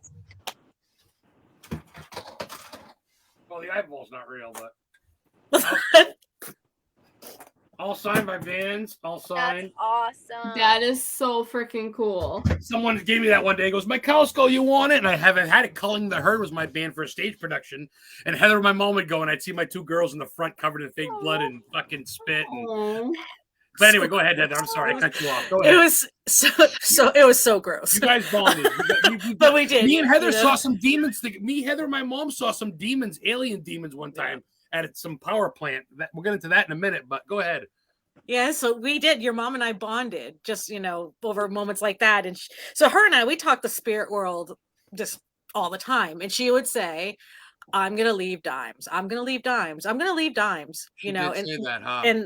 And ever since she passed, wow, I see dimes every time I'm having I'm like, really, yeah, When me and Heather went to Moultonborough, New Hampshire, which is one of the oldest country stores in American history, it's still there. Actually, used to be a horse and buggy inn. They got pickles in a big wooden barrel. I get to get a pickle out of it. Penny candy, really cool place. In that town, the guy that played the Invisible Man, Claude Rains from 1936, the old school horror movies, is buried there. And I reached in in Heather's penny and candy in her police truck. Heather's got no police truck, Hampton Beach police cruiser. That's cool. Oh, yeah, we get middle fingers a lot. We get a lot of thumbs up too. It's 50-50. But I reached in and I grabbed 2 fucking dimes. And how many times I go to graves when I leave trinkets? It's always dimes. And that just hit me, Heather. Holy shit. Wow. You're right. So there it goes, So, I think the signs, and the more you recognize it, and you even say to yourself, was that you? You don't have to say it out loud. You can just say it into your head. Once they start noticing that you're recognizing these signs, you'll see them more often. Oh yeah. More often, So definitely look for that, because they're better to help us on that side than they ever could here. So like losing someone's really hard, but boy, the journey is the real good stuff. So like I told Heather, I said after I got my car accident, a year after my mom died, I got her car and I got hit on by a guy with no insurance, head on collision. He left the scene after, never caught him. My car flipped over in the gully in Scarborough, Maine. I died for a little bit, and I told her, my mom came to me and told me to get out, my son, get out, my boy, it's not your time. And I said, that and my airbags are orange. And then I passed out. I died for about half a minute. It's on record. And my chest still hurts because they paddled me the whole 9. And when I came back after finally getting a hold of Heather, because my cell phone was gone and I couldn't think of her number and I wasn't on file, I was homeless for 3 years. Long story short, so it took them 3 hours to find anybody while I'm dying in a fucking hospital. Good times. Oh, yeah. Anyway, that's a whole other story. Don't get me started. I'm going to cry. But Heather came to my rescue because I remember her number out of the blue. And my mom and her have been my saviors in my fucking life because I should be dead. I'm on my last leg here. That's why I don't care. I do what I do because I should be dead. That's why I go every day and I film sites. And I'll go to where Stephen King shot a movie because it makes me fucking feel real good about myself. And I like that.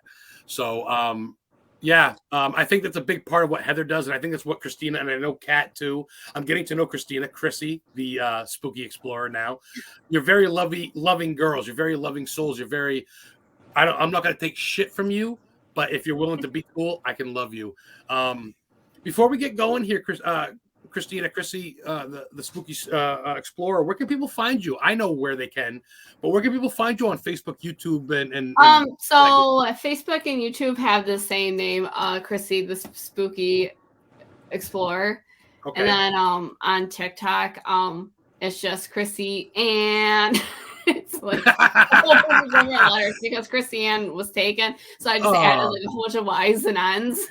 Oh, I love it. Look at you. You're all nervous in the beginning and now you're loving it. I love that. Heather will probably follow you all on TikTok. I know Heather is. I don't know if Kat is, but is that something you do vividly? Is that what you're kind of basing your things on, you think? Or so on TikTok I go live. I do a whole bunch of free readings.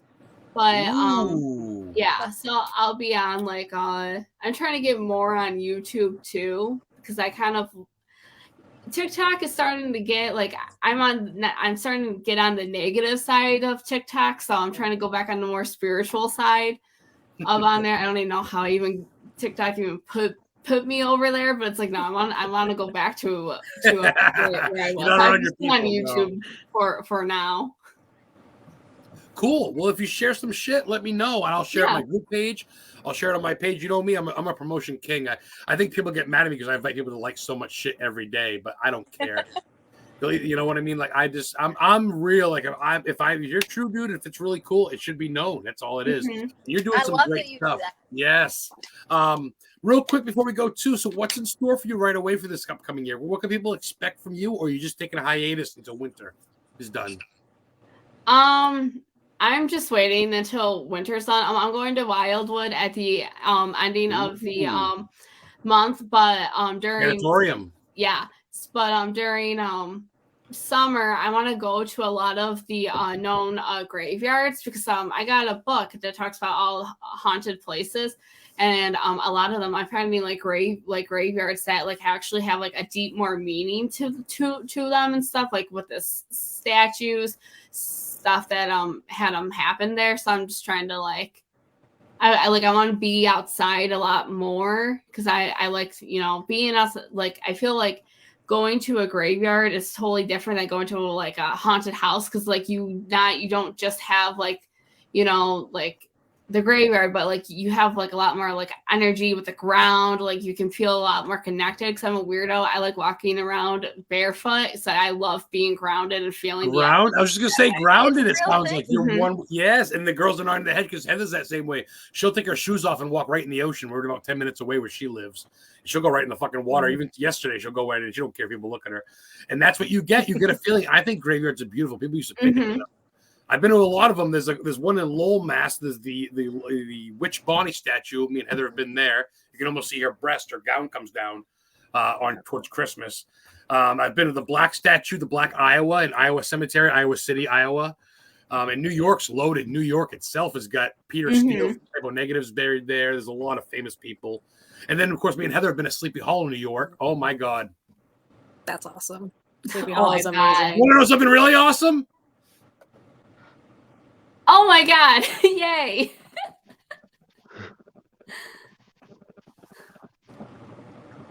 How's it going, everyone? That's amazing. I'm gonna talk to you guys. Want to stick on for a little bit? I wish it was smaller because I want to see Dwayne big. Because wow, you look fantastic. I'm gonna remove everybody just for 1 second to see this man.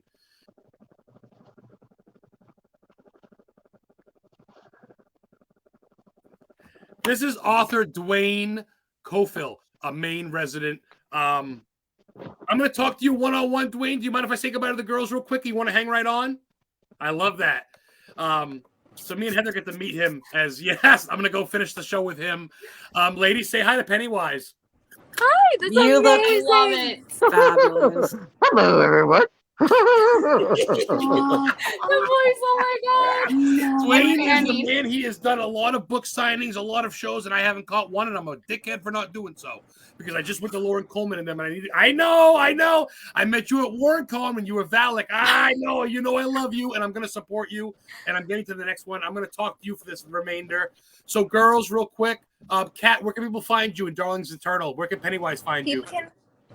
People can find me on Instagram, Facebook, and Square. It's all Darlings Eternal, same name that you see up here. And you can find me there, or you can also send me an email. Same thing, darlingseternal@gmail.com. And Look at Dwayne nodding I his head. need you to plug me to his page because that's amazing. It's author Dwayne I love Cofill. Cofill, Coffill. He also, I'll share it later, and I think I'll invite you. I think I might have, but Beautiful. he's got his own Facebook page too. But he's got one for just his author, his book signing.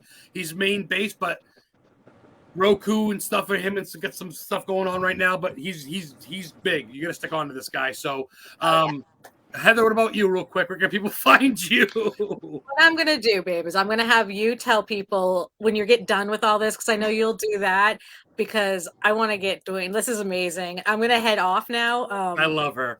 Yeah, you know. So Heather is the host of Witchen Life Guide. Witchen Life Guide is more than a show; it's a page. Witchen Life Guide. Look it up on Facebook.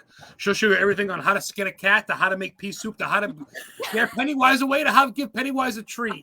She loves Pennywise. So thank you so much, Krissy, the Spooky Explorer.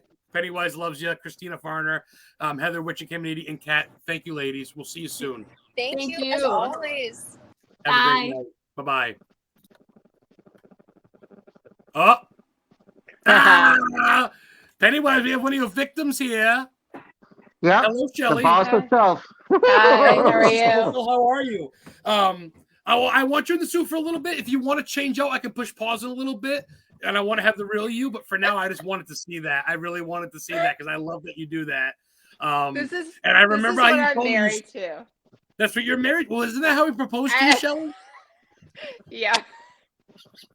How long? Okay, Pennywise. How long have you been infatuated with Shelly? How long have you guys been an item?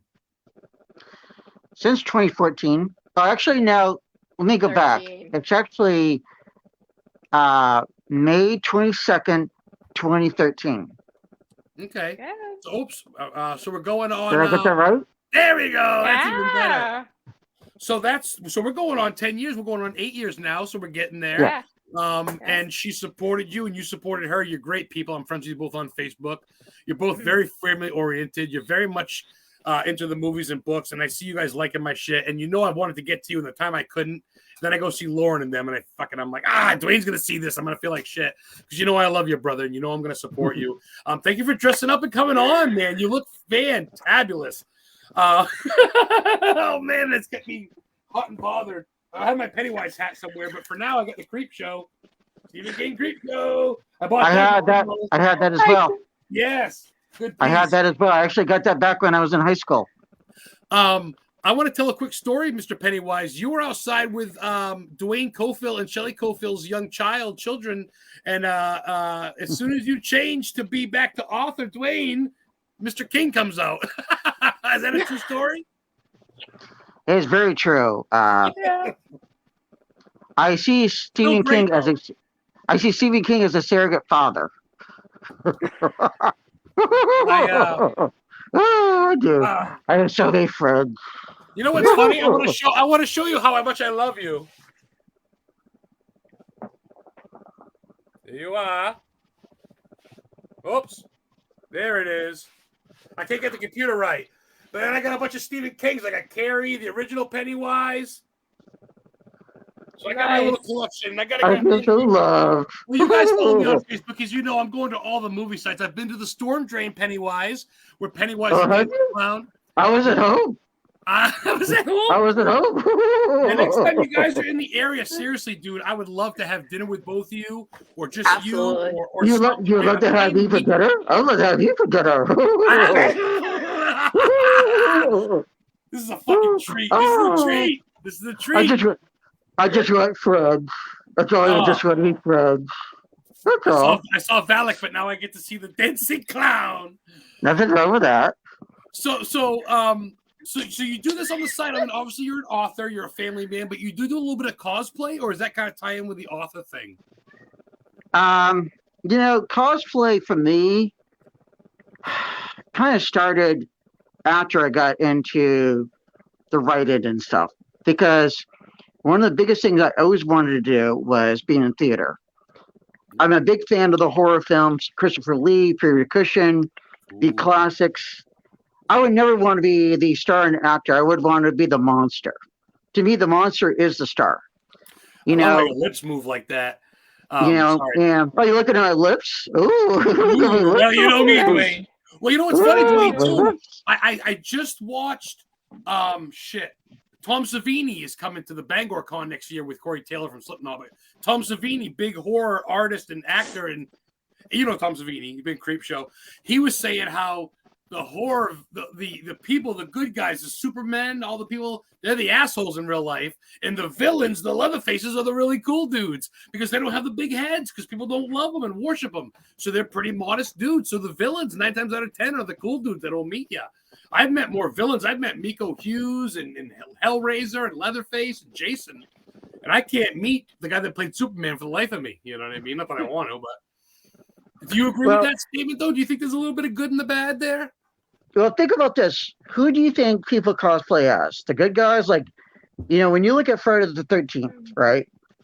And you look at the original Friday the 13th with Jason's mother, you don't see anyone cosplaying as any of the actors in that particular movie. Pulled off there, the one that's got the wine or whatever. Right. How many people in Nightmare on Elm Street cosplay as Heather Leathercamp? No one does. But they do Freddy. And, it's such a cool thing. That's why Robert Englund, Kane Hodder, Boris Karloff, Bela Lugosi, Lon Chaney, those are the stars that I look to.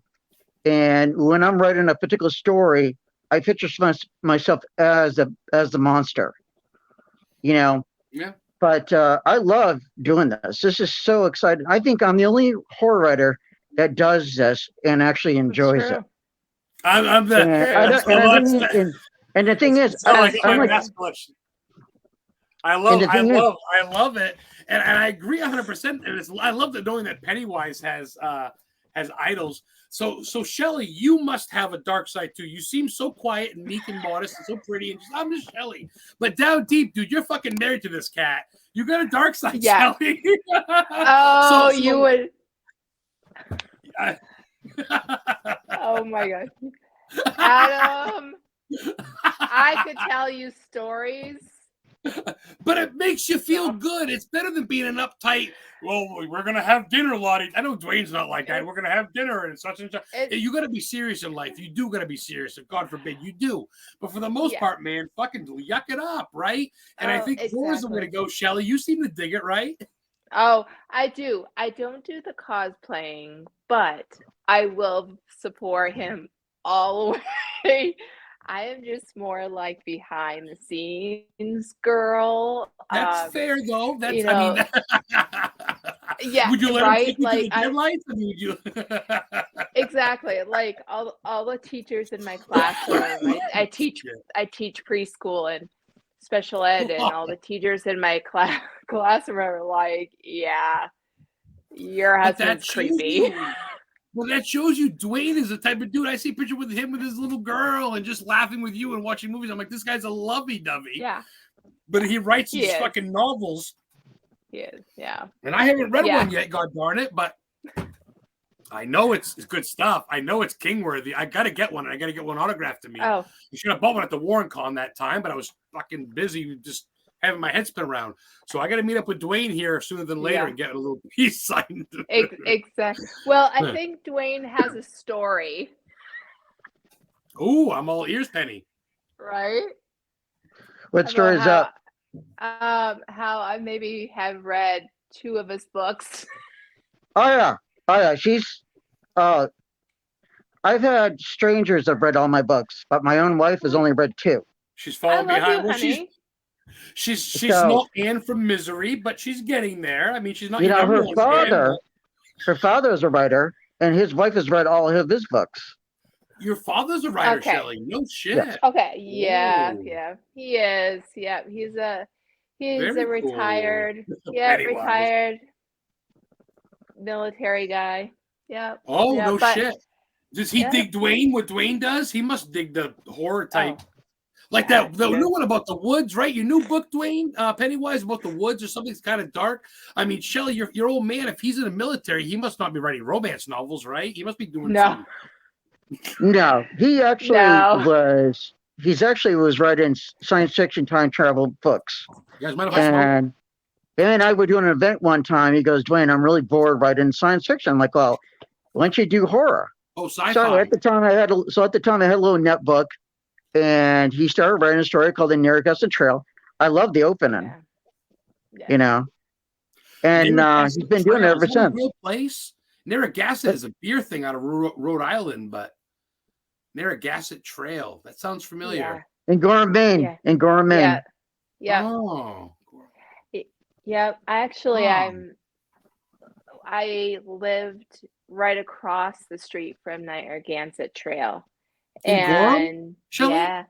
yeah. So you're familiar with Roby, the Roby School, Oh. which is haunted, and Roby at Gorham University, Roby Hall is haunted. A girl killed herself. Is and it? There's UFOs and Bigfoot seen in that field. And also in Gorham, too, there's that little bar. There's a haunted bar there. Oh, Gorham is fucking loaded with fruity little shit. Yeah, Gorham's a little Wow. fruity town. There's a cemetery part- by the Amato's Pizza, too. It's got some original settlers in there. Ooh. The guy that settled Yeah. Gorham was in there from like 1822. I think Pennywise Yeah. killed him back in the circus back in the day.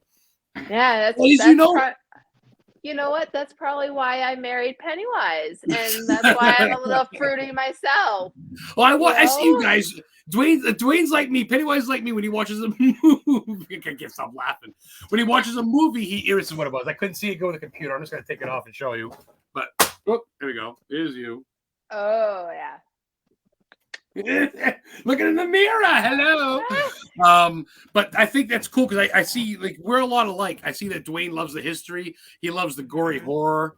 Oh, You know what I mean? We love the fiction and the nonfiction. I think of both. We love King, and and I love the real shit too. Hi, Emily. Emily is in, I believe, I want to say Australia. That's not right. Is it England, Hi. Emily? Right? You're from? Hello. Thank you for joining in a little late. I appreciate you. thank you. But that's cool. As you know, Maine's got a lot of lore. How do you find it, Dwayne, to write about? Are you like King, where you just write about what you know, what you see? You make time. You got to make time. If I can write one sentence or one paragraph a day with my work schedule, I'm happy. And you got to make time for it. You know, people always ask me how many books do I have going on? And I have 5 books that are done. They're going through the editing stages. And then I have 18 works in progress right now. Wow. So I switch around a lot because that prevents writer's block, which I discovered years ago, which does help to prevent. And, you know, if you love something so much, like I love horror, I'm also a Star Wars fan, but horror to me makes me so happy. I could be in a bad mood, depressive mood, and I can watch a good horror film. You know what? Like, okay, I'm happy. Oh, Gene from the International Cryptozoology Museum works with Lauren Coleman. Gene, this is another Maine writer. I know I just saw you with the Maine Authors Guild there in Bangor with the nonfiction writers. Dwayne does fiction, but I think you did a nonfiction book, correct? 1 or 2, I believe. So you kind of do both, but he's a Maine author too. Author Duane Cofill. Is it Duane E, right? I put it in the thing, but I'm buzzed. Yeah, Duane. You could call me Duane. That's fine. Dwayne. Dwayne was at the WarrenCon, the first WarrenCon, dressed as Valak, which was cool. But Dwayne is a very authentic Mainer. He's a real down-to-earth dude. He's always, I see you liking my shit, you heart my shit, and I'm like, every time I go to your page, I'm like, oh, he did a movie, he shared a movie, or him and his girlfriend got a cat that's sick, or his wife don't feel well, or his kid and him are at a fucking movie or something.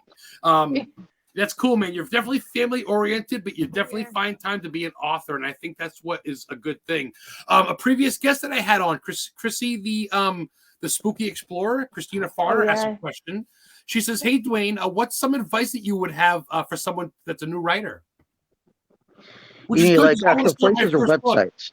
I want to start my first book. People tell me, write your experiences. I go, I don't know. What do I write? Once Upon a Time? They go, just write it. I go, fucking, what do I do? But thank you. Go ahead and answer that question, please. Well, you one of the biggest things is if you don't know the location you're going to write about, do your research. I know Maine really well. I grew up here, born here. I'm a Mainer. Now, if I were to write about England, which I've never been to, I don't know. I could write about it. I could do all the research. But the only thing I don't know is what does the grass smell like over there, or the air quality. So that's the only thing about it. If you've never been to a place and you write about it, if you can talk to someone who's been there, they might be able to describe it, but it's not the same as feeling it. Like with Maine, I try to stick with what I know. Like Maine, I know Maine really well. New Hampshire, I do have a couple of projects that does have New Hampshire in it, but am I an expert on Maine? New Hampshire? No, I just know Maine. But I would look at joining writing groups. If you want to look for editing software, Grammarly is a good one. Do research. Write about something that you love, you have a passion for, and the most important thing, though, write for yourself and then publish it for everyone else. Because if you don't like if you don't love what you're doing, then it becomes a job. Then you don't want to do it anymore. It comes from the heart. 2019, my mom died. I got bequeathed her car. 2021, 2 years later, a year and a half later, I got a head-on collision. I don't know if you heard the story or not. And I died for 38 seconds. They paddled me. My chest still hurts. But I came back to life. And ever since then, not only am I on borrowed time, but I got a little bit of money. I bought a place up in northern Maine. I live up here by Mount Katahdin, right in the base by Brownville. And I'm going to live my life, brother. And I DoorDash. And when I DoorDash, I not only go to cool places, but I stop at cemeteries. I meet people. You know how many times I've gotten in and given my card to people and gotten like haunted houses or just different shit because I love what I do. And I love that it's so hard to take you seriously when you say that you're basically even Maine and not New Hampshire and you're Pennywise, because it's true. Even though there is a Derry, New Hampshire, not a Derry, Maine, but Bangor, So when can we hang out and get a burger, us three? I know you guys get the kids, but when can we hang out? And can I come to Brunswick and hang out with you guys somewhere at Joshua's Tavern or something? I'd love to. Yeah, anytime. Just let us know. I literally, I say this a lot to my guests, but I only try to get the guests that are real in life. I don't get the motherfuckers that just are on Travel Channel and write books. I mean, I get some of them too. Like I got H.H. Holmes' great-great-grandson a couple weeks ago, which is cool, Jeff Mudgett. America's first serial killer, but he was cool. Like he was down to earth. And Dwayne has been nothing but like a brother to me for someone I never knew. You've gone through some tragedy. You've lost some people like I've lost. You've lost some shit. Yeah. And you've gone through some shit, man. I mean, I was homeless. I lost my job and you're just different shit, man. And I love you, dude. I think you're a great shit. And Shelly, you're a fucking good shit too. And I really would like to hang out with you guys. But while we're on here, we're being serious and we got about a couple more, 15, 20 minutes left. Where can people find you, Dwayne? Where can people get your books? Where can people get you? Amazon? Is there hardcovers in Bull Moose? Where can people find your work, my friend, my brother? Well, you if you want to know more about me, you want to go to horrorwriter.DwayneCofill.com. Yep. Again, horrorwriter.DwayneCofill.com. That website has all of my information, my books, my latest information, all about me. I think that's a good place to start. Yep. It's less confusing, it's one location, one website. My books are on there. You just got to follow the tabs and it takes you directly to my Amazon page.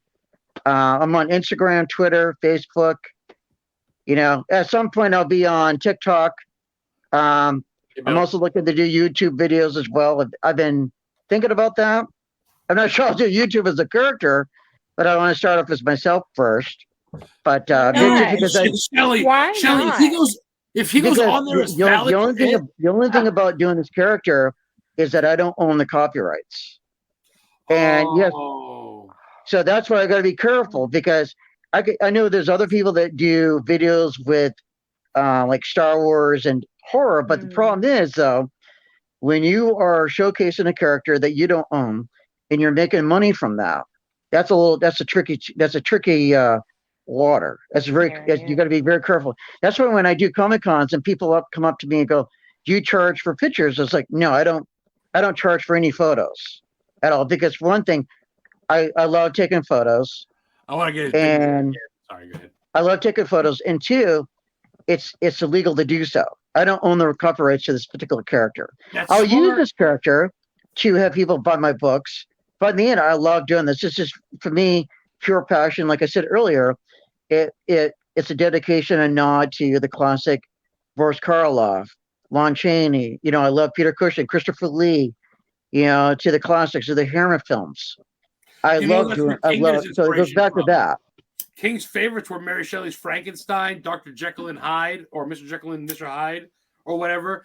And those were his originals, the old school ones. The guy that played Nosferatu, that's where it stems from. You look at these fucking people, and it sucks because I want to dress like Jason and do an episode, but then I probably would get sued, which would be cool because I'd be known. But at the same time, I don't have enough money to pay these fuckers, Because the thing about YouTube, okay, you could go on YouTube and make all these videos as this character. If I did this, but if I had enough followers, you start making money from that.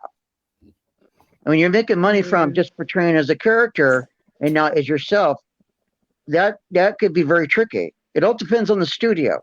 I don't think Stephen King would have a big fit about it, but I think the studio, on the other hand, that's a different story. And they kind of have the rights, and then people don't know you for who you are. So then you go, "This is me. I was the guy that was Pennywise." They go, "He's a bullshitter." So yeah, you kind of want them to know you first, which I get and I respect that, because when it comes down to it, it's you. You're not Pennywise. Didn't make you. You made Pennywise to this extent. You're Duane, dude, and I get that. You're playing someone you love, because I'm the same fucking way. I love my Chucky dolls and shit. Now I have been asked. Trademarked. I get it.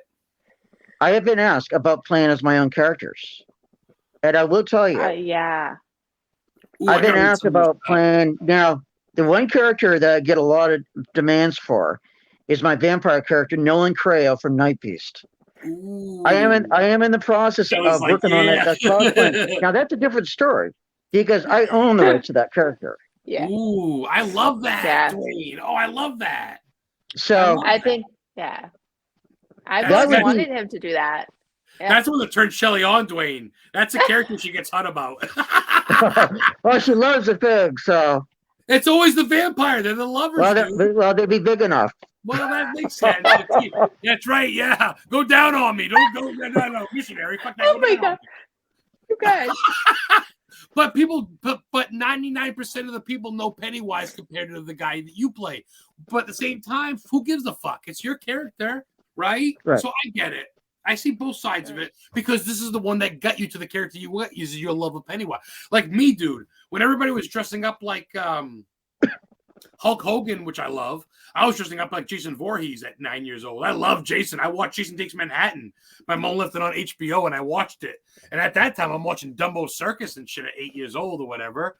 I'm watching whatever the fuck I'm watching, Transformers, which is great, but Ghostbusters. But then I see Jason Voorhees with a hockey mask kill this chick with her own guitar on a ship, and I'm like, what? I love it. It's a hockey mask. And I got infatuated with it. And Kane Hodder's my all-time favorite. I've met him twice, and every time I have him in my pants. But it's just the point where these people are larger than life, like Pennywise. It's people you associate your life with. Like, dude, it was a one-time movie. Sure, they made a remake, but like Pet Sematary, that was a one-time movie too. They made a remake, but for the most part, everybody knows Gage, everybody knows Church.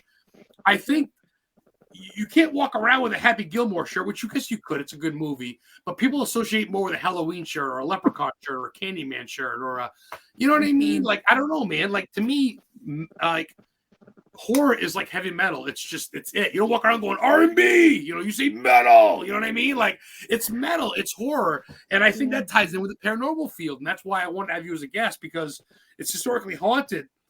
But you bring a lot of that. I had you on my radio show once, correct? And you talked about growing up in a haunted house. If I remember right, was that in Durham or something? For me, I'm good. I remember. For me, it's not so much I grew up in a haunted house. It's the fact that there was a lot of things that did happen. I remembered it. I didn't even fucking listen to that episode. I remember you told me. But Shelly, on the other hand, Shelly grew up in the haunted house. I'm in a haunted house right now. I'm in the haunted house right now. Yeah. Are you guys in Brunswick or Durham? Don't matter. Don't tell me. I don't. Yeah. I mean, if you want to, you can. I think We it's live in Topsom. Okay. We live like right next to Brunswick, No one will but I'm stalk you. You're house fucking sitting. Pennywise. I knew you guys were around that area, so So you grew up in one, and you're one in now. You're in one now. So you get followed you, or is it two separate entities, Pennywise? So what's going on now is I'm house sitting for my parents. I grew up in this house I'm in now for the next few days. And so it is built. The backyard was when they dug it up to remodel the house, they found a lot of graveyards. There was a graveyard, and then there was different really creepy stuff. And we found out that there was a farmer that when the house originally was built in the 1800s, and it was burnt down, and the farmer was the only one that survived. And even now, like last night, I heard the baby crying. Wait a minute. Which the farmer, he was the only one that survived out of the whole family when it caught fire? Yes. So imagine hundreds and hundreds of years later, now I still hear the baby that died in fire. I still hear the farmer walking up and down, and even Dwayne and our cats are here, and they are like, they're running back and forth right now because I can hear the farmer walking. You know this, Shelly. I mean, you've been in Maine your whole life, I imagine, right? Yeah. So you and Dwayne both know this, and I know this because I've traveled for sure. I was conceived in California, but I was born in Auburn, Maine. I was born in Lewiston, Maine. I was born at the same hospital Stephen King went to when he got hit by that car when he was reading a book walking the street a couple years ago. Central Maine Medical Center. That's where I was born. My mom and my father went on a trip to California, and she wasn't supposed to get pregnant. Long story short, and then oops, there I come, 1979. And so you know as well as I do, Maine is just as old as fucking Plymouth, dude. We got 16, 17, 1800 stuff here. We're old. Graveyards. Pennywise knows. Pennywise has been around for 400 years. I fucking love that. And you look beautiful, honey. You do look beautiful. I totally want to give you a hug and kiss, even though I'm scared to death of your face. But Shelly, and even your parents can tell you this, just the old house, the fire, there is history and just hauntings all through this. And this has stuck with you since you were a young lass. I mean, you were... When was the first time you saw something, Shelly, or you heard something? So, no, I don't mind at all. So I've always been very sensitive. And I think the very first time I remember seeing something was when I was about 6 or 7 years old.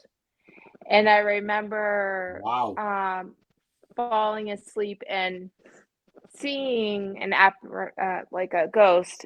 And then I saw, like, walking down the hallway, and that was right around the time when some of my medical stuff started happening. So I didn't know at that time if it was like playing a role in it or whatever. Yeah, but even like my parents said that when I was, 2 years old, I would be staring off into like the bright light of the sunshine, and they couldn't snap me out of it. And it was right after my great-grandfather passed.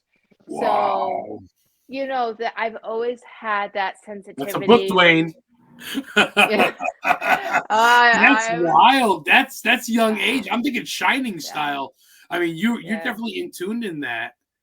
I feel like you and Dwayne dabble in the paranormal. I know he's an author, and I know you guys are from families, but you guys seem to be into that. You're open to that, right? I mean, you're sensitive to that, it sounds like, Shelly. Oh, I'm very much so. Like, to the point where I have to kind of like put up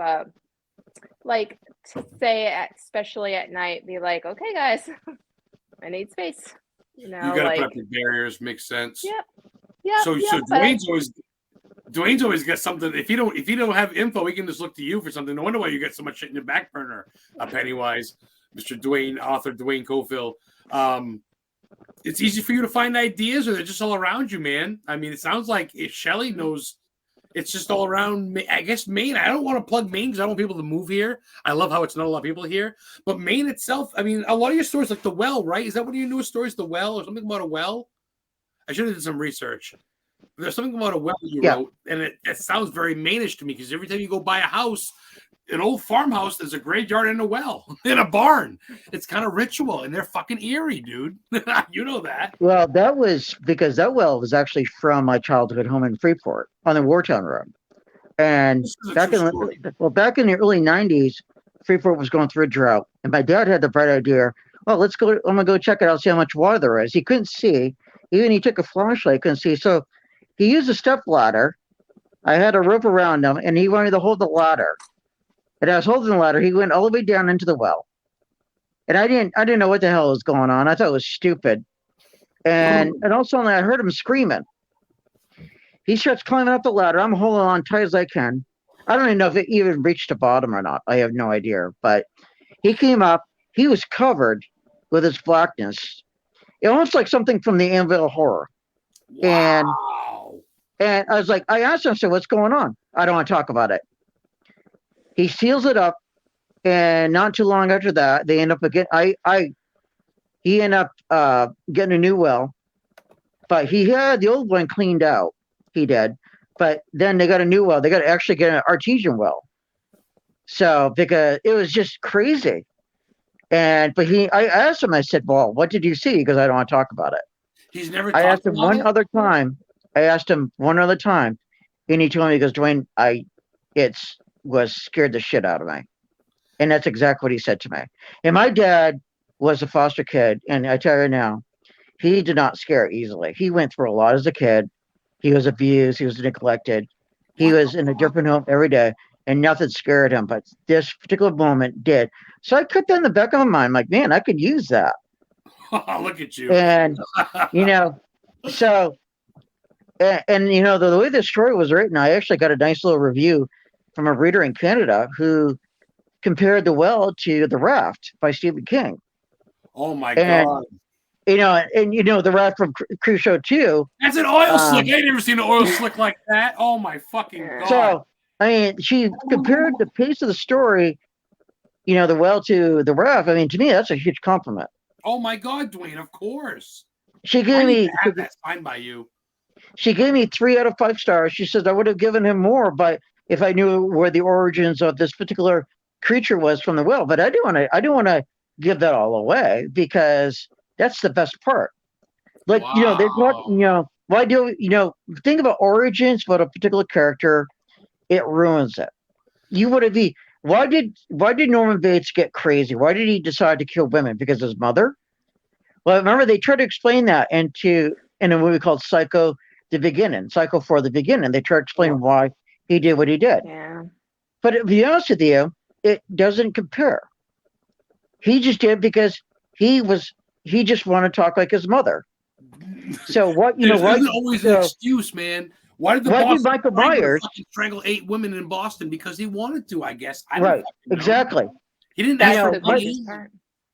Michael Myers, he's evil for what reason? Because he's drawn that way. I'm not bad. I'm just drawn that way. Right. But that's what That's what made it so interesting about that character, and I think that's why Halloween. That's why people are so attracted to Michael Myers because you don't know what the hell's going on. What makes that particular character tick? Like with Pennywise. Give me one Stephen King movie where the ending makes sense. Give me The Shining where the ending makes sense. Give me the fucking Misery where I watch all of Castle Rock and I'm like, what the fuck? I had to watch Misery right after. I watched Misery today. Oh my God. And you in that. Oh my God.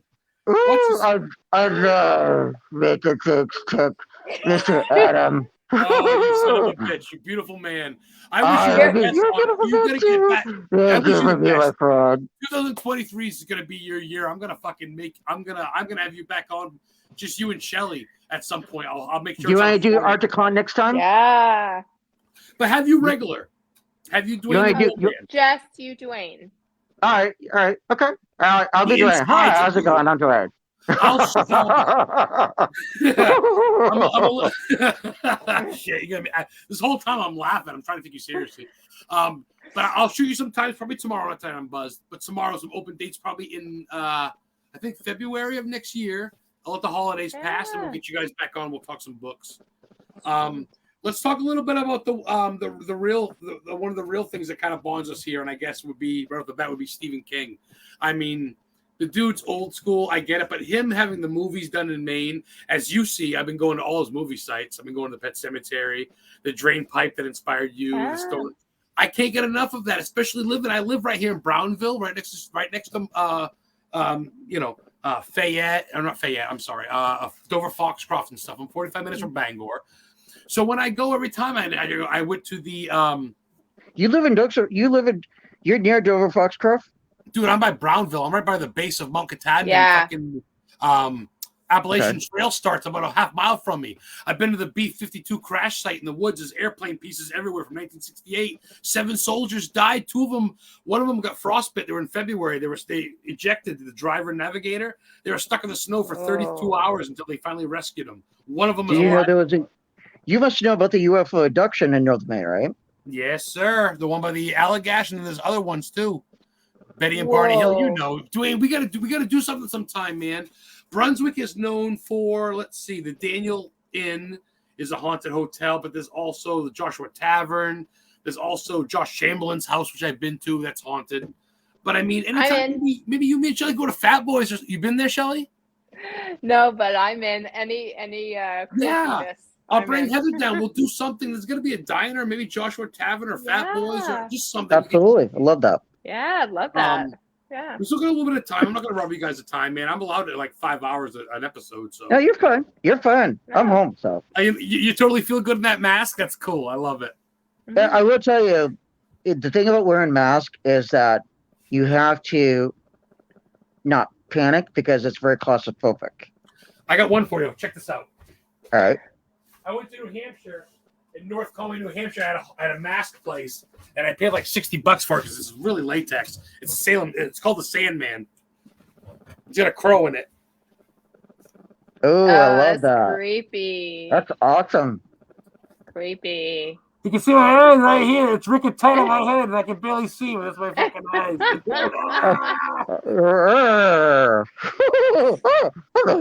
Right, but I don't give a shit. Sometimes I just wear masks to wear masks. I said hello to Mr. Sandman. Mr. Sandman. Mr. Sandman, help me dream. Aren't you from Batman? You're the wrong one. So, Dwayne, what was your first book, brother? When did you get started in all this crazy shit? What was the first book I wrote or first book I read? Both. Why not? My first book I read was Something This Wicked Way Comes. I've heard of back that. Back in school, and I loved that book. Yeah. Then I saw the movie, and the movie freaked me out. Something Wicked This Way Comes. I think, but one of my all-time favorites is not only Bram Stoker's Dracula, Mary Shelley's Frankenstein, yes, but also too Stephen King's Salem's Lot is my absolute favorite. That book, what he described, every scene in the Martian house is incredible. My first book I ever wrote was Cursed Darkness. Yep, very cool. Yeah. Oh, that's awesome, man. Dude, at the fucking place in Bangor, right by Governor's, they got a Goodwill, and all their softcover books are 49 cents. So I bought like 30 Stephen King books. I got It, Dolores Claiborne, Buick V8, Green Mile, dude. It, Stephen King, Penny. I'm like, I'll read them and sell them for $5 a piece, you crazy bastards. They had hardcovers for cents, or for 99 cents. I bought Misery. I bought every Stephen King I found. I walked out of there with 30 books because you see me like you were laughing. Well, this is something for me collection now. Yes, it is, because I got their pops. I figured, you know what? I went to the same high school as him. I went to Lisbon High School. History Channel was there my senior year doing a big thing. I've been to his house, Dwayne. I'd love to bring you guys in Durham and run around Pond Road. He grew up there. His family moved him to Portland, but he moved to Durham. He went to high school, Lisbon High School, for the last 3 years. Prudence Brandt was his English teacher. She was my English teacher, too. She didn't like him. I don't know why, but I remember she goes, I told him he went amount to nothing. I still don't like his work. I remember thinking to myself, you're a bitch. Dude, Dude, I know Durham. I grew up with the bullies. Oh, I shit. knew. Run around I Palm went to Road. His I house went is to right next to the school. I Methodist went to school church. with the kids. He preached at that church. He was a minister there. He attended Yeah. and preached there. Run Around Pond was the inspiration for the leech scene during Stand By Me. So, yeah. That'd be a great Red Rum picture. Pond is actually used in Night Beast. In what? Red Rum Pond is used in my vampire novel, Night Beast. Dude. That's the And vampire novel. I knew that one, without too. giving away, that there's a particular scene in there where it involves an 18-year-old skater named Jessie Howard, and she is stalked by my vampire, Nolan Creo. I love this mind. I'm not going to say anything. There's a reason why he's doing what he's doing. And I will tell you that I have received letters, and Shelley can verify this. I received letters in the mail. Oh yes. Oh yes. It was they wanted to have kids with Nolan Creo. It was something about it, and I'm not going to say more about that because I don't want to spoil it. From but I tell you, fans? Night Beast. Fans Night were Beast writing you? Yeah, Night Beast is, I think, is my most popular novel. No shit.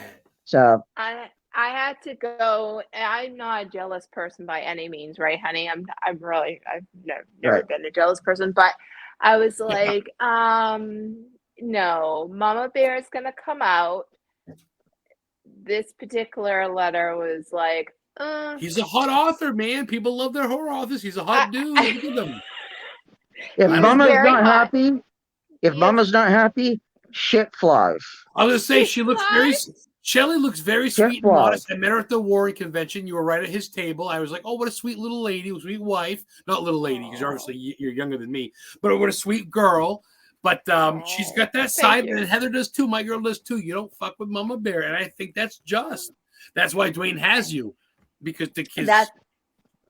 That's right. And you know what? Beware of the really quiet ones. Amen. Amen. He may look like terrifying, but she may look sweet. But guess what? I'm more scared of her than him right now. I'll tell you that. I do love your floral neck thing though. That's dope. You get the whole. Thank you. Yeah, it's really Thank you very much. I try my best to make myself look pretty. You guys are so much. It's just such to have friends. Oh my Friends god. all through the. He'll do this with me, and it'll be like You're used little to it now. to low. I am, but like there'll be little to no lights, and he'll come up and he'll just freak me out, and I'm like, okay, What are husbands for? Good man. I'll ask her. I said, "Honey, it's time to float. Let's go float." Float idea. Then the one day she comes out, you're ready to come on out of the bathroom, honey. I'm ready. She comes out with a mask on. No, It's my if she's time. if she's in a bad mood, that's a whole different story. It's coming Then back. it goes back into the sewer. You paid big money for that in Vegas, so be careful. Hey, you know what's funny? Speaking of the sewer, guess where I went today? I went to the Kendustig River. I went to the Barrens where they all hung out where the Pennywise drain was. I read your post. Yes, there's just a shitload of homeless people. I felt really upset. There's a lot of tents, a lot of barbecue, a couple kids, which really pulled up my heart. A lot of homeless people, and it's getting cold out there. So that's, you know what I mean, man. Homeless. No one should be homeless. No one should ever be homeless. I'm sorry, dude. And you know me, Dwayne, Shelley, I'm a historian, but we got abandoned historic houses that are for museums, but you got people in the streets. Fill them fucking houses. You got to get these people out of there. I'm sorry, but I love being at the Barrens because I got to go to Lover's Leap where it was all the inspiration for the scene where she jumped off. But then I see homeless people and I'm like, man, and it's literally like 12 degrees out and we're expecting about 12 inches of snow in my area, 14 inches of snow where I am at. Yeah. So I said, those poor bastards in Bangor. So anyway, let's get back on subject. We got a couple minutes left for the kick me out. We got about 5-10 minutes left. Okay. Dwayne, this is really about you and Shelley and you guys triumphing through stuff. I gotta ask you real quick, Shelley, before we get into really serious shit. This is serious too, though. Are you an author too? Do you plan on writing? I'm not. So I wrote my autobiography. Oh. A while back, yes, Okay. and I revised it. But I wouldn't say I'm an author like Dwayne is or some others. I don't have the creativity. I don't think like the mindset. The stories don't flow. you know, I can be down on the floor playing with my students who are on the autism spectrum to the cows come home. I can be at that level and be silly and everything, but when it comes to writing, a story, that I give all props to Dwayne and anyone that can do that, because my autobiography ended up coming out like as a journal at first, because I had a lot of experiences through my lifetime. Well, that could be cool And too, though. I mean, a journal's a cool book to an extent, like a documentary-ish thing, right? yeah, no, absolutely. Like when I wrote it out, and I had at that time I hadn't met Dwayne yet. And I ended up No shit. you know, I'm sorry to cut you off, but yeah, you wrote that before you met him, so he didn't really inspire you to write. You kind of just did your own. I didn't know that, because I think Dwayne right. will say real quick, not to cut you off, and we'll get back on that. But I think Dwayne can attest to this. An author is anybody that writes anything from poetry to documentaries to movies to books to whatever, right? It's just, so you're an author, Shelly. But go ahead. That's really neat. You wrote before you met him, so you guys are kind of Yeah. met. You guys' souls are kind of, yeah. Go ahead. I'm sorry. Yeah, That's cool. no, you're cool. You're cool. Yeah, so and then when I rewrote it, I rewrote it with him and my girls in it, and how they've entered my life, and I I think it flows very nicely, but it's it's very dramatic, but yet it has a great message of, yes, I went through difficult stages in my life, but I am good. Yep. I'm in a good spot right now. And that's what it comes down to. It, we all want to be. I mean, you want money, of course. Everybody was like, "Oh, it'd be cool to be on TV," but I don't care if I get my own show. And my podcast gets canceled tomorrow. What the fuck ever. I'm still gonna go to movie sites and do my own. If it comes down to it, like we said earlier in another conversation, I think even Dwayne said it. If it's fun, it's not really a job. If you're doing it to do it for fun, right, Dwayne? I mean, God love you, man. You sit down, you write a book, you put on a mask. Like, you're gonna take this mask off, and you're probably gonna finish writing, because you're always writing, Dwayne, right? You don't really stop. Even Shelly, right? You guys don't really stop when you do stuff. No. You just gotta keep going. Well, I write, listen to me, my music, my headphones. With Shelly's book, the original book was called Crying in Silence. Ooh. And then we had to redo it. And I said, why not change the title to A Journey Embraced? Yeah. I love that. That's very true, because the crying in silence. Yeah, the crying in silence, actually, I came up with that because when I was 7, I got diagnosed with epilepsy. Oh, I'm so sorry. No, that's okay. Thank you for saying that. I haven't had a seizure since I was 18, and I'm 43 right now. So I'm very blessed to be stable and in a good space. I'm very, very grateful that Dwayne and my girls have not had to see that part. But when I was crying in silence, aren't they? Always smiling spicier with than you guys. ever. I mean, Dwayne must keep them laughing and fucking must keep you scared. They must love you and your Pennywise too. And you're a great mom. You're a strong, independent mom too. I mean, you got your fucking. I didn't mean to cut you off again. I got ADHD, so I'm always all over the place. But I just see your pictures of your girls, and they're always fucking just happy, healthy little girls, and that's all you really want. So bravo. Yeah, no, absolutely, absolutely. We're very proud, man. You know that this world is killing us financially, and oh boy, don't get me started. But anyway, go ahead. No, you're good. You're good. So that's basically why, but I give all props to Dwayne or anyone else that is an author and can have those stories just flow out of them, because I am the first man. I can't do it. Billy Betts says you guys are a great family. He doesn't even know you guys, and just by sounding, he knows you are. Thank you. That's what's cool. Like I saw Dwayne at the Warren. He was at the Warrens first. Ed and Lorraine Warrens, Nesper's family first thing. You guys were there, and that was big, dressed as Valak. And you see, Dwayne, you can just be there going, "Hey, I got a book. Here's my card." Blah blah blah. But you really do. You're like me. You're full on, man. You live it. You're full. People meet you, and like right now, you're big. You're larger than life, and that's the way I am. But you're real. You're real too, Dwayne. There's a real Dwayne underneath that Pennywise. Pennywise may have ate Dwayne, but there's a Dwayne underneath. Yeah, he's a good guy. You're a good dude, man. You've been through a lot of shit, dude. I love you like a great fucking guy. brother. And I got to support you better because I was supposed to go to your fucking signing and I didn't. And boy, do I feel like shit. So next time you got one, or if not, I got to hang out. Well, I'll tell you what, we need to get together. I do. We do. We need I'm to coming get down to together. Hunters this week for Christmas. I'm coming down like Tuesday afternoon, and I go right through Brunswick on 295. I don't know what you guys are doing. Maybe we can plan something out tomorrow when I'm not buzzing on Facebook. But I'd love to meet you. I don't know what's open, but what's in? I love the Seedog Brewing Company on the Topsom Bridge is great. Great onion rings. You know, if we sat there just for a half hour, took some pictures, talked as humans, be fun. That'd be kind of neat. Heather wouldn't be with me. Maybe she could meet me actually.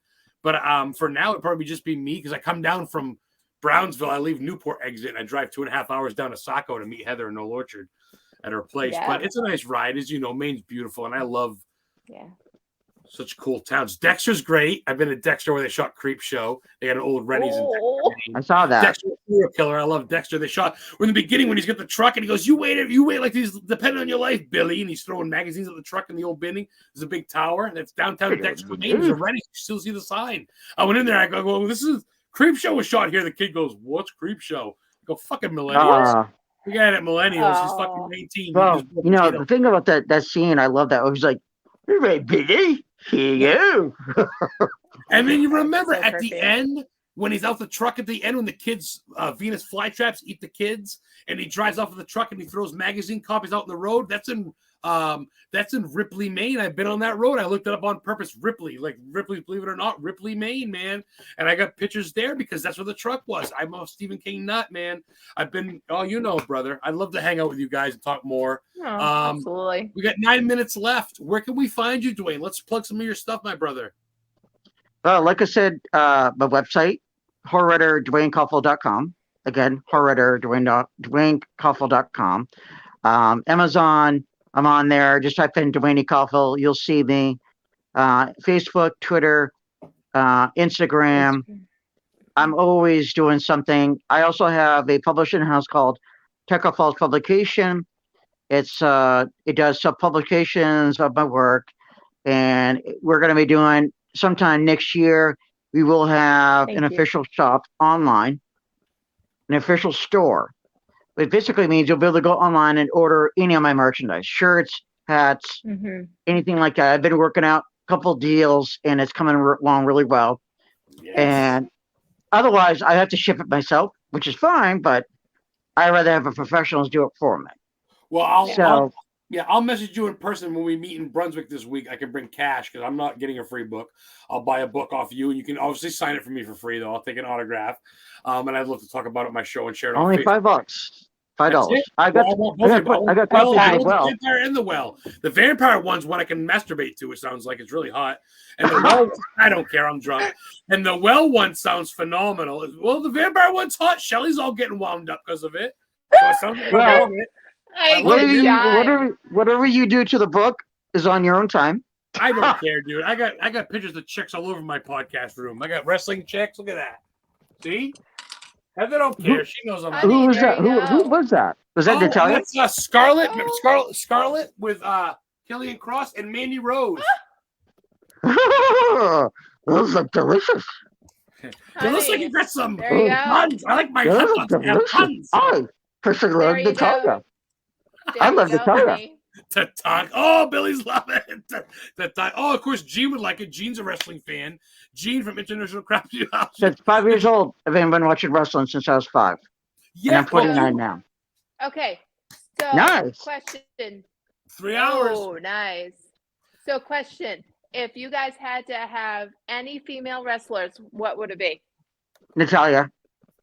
Okay. Yeah. What? Okay, you know who mine is? Heather. What? Who is that? I can't see it, dude. I met Alexa Bliss. Oh, that. Alexa, oh yeah. I met Alexa at a comic Which book one? signing. She signed my comic book. Ooh, I'll show you. Nice.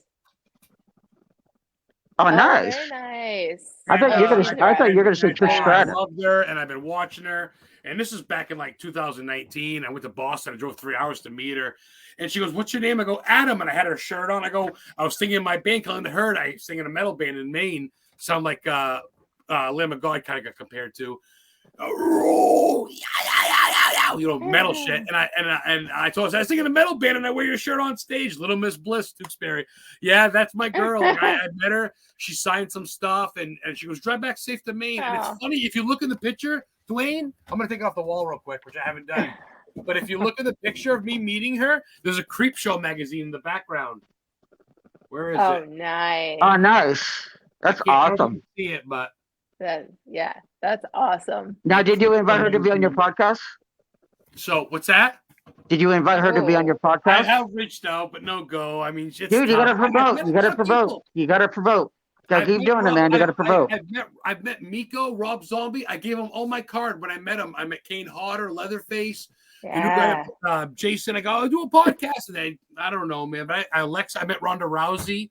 I met Braun Strowman. I met the Boogeyman. I took one of his worms out of his mouth and put it in my mouth. He was all fucking loving that. I got a video of that somewhere. Oh, check it out.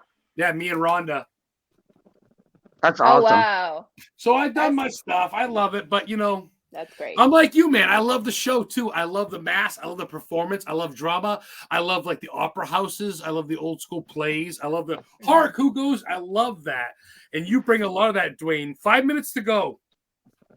Shit, what can we talk about, brother? What's one of your favorite go-tos for King movies? Give me one of your top two, Shelly. Give me your top two King movies. Yeah, give me your top two first. Come on. Man. This is not a King movie. Okay. Here we go. It's actually Joe Hill. Pets. The Black Phone. So we're talking about Black Phone now. That's another cosplay I'm working on. The Grabber. But this thing? That reminds me of Bray Wyatt's new mask, doesn't it? Yeah. This thing? What's he go by? Uncle Howdy, which is the Strangeland guy, right? Captain Howdy or something? But in the movie, he's called the Grabber. Yes, the Grabber. Now, for Shelly and I, if we want to watch a movie together that we really like, and we want to be romantic, it's 50 Shades of Grey. I haven't watched it yet. Is that hot? Can you get it on? I'll watch it with Heather. Dude. Is there chicks in it too, though? Is it all dude or what? I know the guy gets naked. Dude, you'll get off numerous times. Okay, whatever the fuck. I'm down. I'll do a couple shots of Jaeger, man. I'm down with my sexuality. I can watch it and not be down. It'll be good for you to watch with Heather. It's if you want to have a romantic evening. Look at Shelly blushing. Shelly's turning 50 shades of red. Pennywise, you make people blush. You make people. I make it blush. I love making a blush. I will say this. Good Lord, I know. I will say this. For me, The Shining, because it's fucking like you fucked up. The Shining. Like, I haven't seen Dr. Sleep yet. I have Dr. Sleep on DVD. Yeah. I have it, but I have not watched it. I'm gonna wait. Dr. Sleep? About Dr. Sleep? I bought Dr. it. Sleep I haven't is watched amazing. it. Dr. Sleep, yeah. What? That's The Shining too, right? That's the kid growing up. You haven't seen Dr. Sleep yet? No, but I have it. Stop. You're killing me. I'll watch it tomorrow. I promise. You gotta read the book and then watch the movie. Oh fuck! I do have the book too. Yeah, I do. Shelly, you're a Shining fan. Oh, look at Pennywise, Dwayne. Shelly. So Shelly, you're a Shining fan. Then you like Danny. I love that because I've always. Yes, we see your eyes, honey. Beautiful, man. Beautiful. I fucking love it. I could just watch this all night. Fucking dumb. I love it. It's so beautiful. What a fucking mask. I love that. Her idea. It's good. Her idea. Yeah. You gotta wear that to bed to Shelly tonight. And I'm gonna picture it in my head. So I'll be sleeping by myself tonight, so I'll just talk to myself. I'll just talk to myself. Oh my goodness gracious. I'm never alone. I got deadlights. They're all my children. Oh, the deadlights. Oh, God. The deadlights. And you know what? Because Oh, the deadline. I gotta get you guys back. But I'm never Yeah. alone when I have. Yeah. I'll miss I'm never you. alone when I have. Oh, Oh, good lord. yay! What I have. No I'm tears, never please. alone It's a waste of good suffering. when I have Yeah. Pennywise. When I have the Hellraiser. A It's time Pinhead. to Hello, play. Yeah. hello, Pinhead. Angels to some, demons to others. Oh, what a cute Autumn, little baby. your It's a your little suffering will Barbie. be legendary. Yeah. Your That's Shelly, what suffering will be are legendary. so Shelly, And Shelly, he is not you have alone. an older son, basically, right? You have daughters, but you got a son. I do, and you know, he's a beautiful, beautiful soul. He loves his Good lord. toys, and we're I He love it. I honestly. love my toys very much. Indeed. loves- It's Mr. Pinhead. Mr. Pinhead. Indeed. I have no words to say about this man. I Dude, love him, That's a but good I thing. have no got words. idols. You're the one girl he saved. You're the one girl that's not quite ready for the deadlights yet. He wants to use you up a That's little bit. true. Oh, That's true. Aurora North from Canada joins us. Pennywise scares the F out of me. One of the Warren Legacy Foundation members. Oh, but look, he likes Yoda. So he's a good. That's actually Shelly. I was gonna say that's This is Shelly's actually piece, Shelly. isn't it? That's Shelly's bobblehead, isn't it? Yeah, it is. I love Baby Yoda. You guys got laughs from Jean Tewksbury from International Cryptozoology Museum. She studies I big know. cats in Maine, big lions in Maine. If you look all about Maine, Oh, there's a lot of yeah. lions. Oh my God, it's Sam. Ooh, I love Sam. Sam love is my Sam. go-to. Well, do Hi, you want to see baby. what how many minutes do we have? We have a few minutes left. We got about a minute to go left. Dwayne, I'll get you. Oh, look, people are loving it now. See, everybody's tuning in now. See, well, that's good. As Dwayne knows, as Pennywise knows, you always want them wanting more for season 2, for episode 2. So Dwayne Cofill, Shelly Cofill, Merry Christmas. There's Valak. There she is, the nun. Fucking guy. Shelly, you deserve a medal. You deserve a little bit of a pin for putting up with me. I should. Yeah, I deserve it. Yes. I love your collection, Dwayne. We're going to go a little bit over until fucking they kick me the boot. Oh, they give me a little bit of a warning. Okay, we got about 60 seconds, Dwayne. I love it. Oh, I'm going to give you some open times tomorrow, and we're going to go through. We're going to have another hour so we can go through your collection. I love it, Pennywise. Awesome. That's what the deadlights are. I'm back you. I love your collection. Hey, until we talk to you next on here, at least, have you guys come on? Oh my I God. serious. Hey, seriously, Dwayne, Shelly, your kids have a Merry Christmas. Thank you. You as well. You got your family too. Give me out. I love you guys. The hard copy will be up tomorrow. We're going 2 hours almost here. Sorry, that's our cat. Oh, Sorry. everybody has a cat. The dog comes in. Dwayne, Shelly, 30 seconds left to go. We'll get you on some times for late January, early February. Come back on. Yes, love and it. then I'll miss you guys tomorrow for Tuesday. I'll come over and buy you guys a burger. And we'll have a little fucking tree to hang out or something, all right? Yeah, let us know. Let us know. Weather permitted, obviously. Right now, I think it's snowing out. I don't even know. But, all right, they're kicking me out. Hey, you guys have a good night. The Heart Club will be tomorrow. Historically Haunted Podcast. Thank you so much, man. Love all my guests. Dwayne Cofill, he really doesn't look like that. You look him up.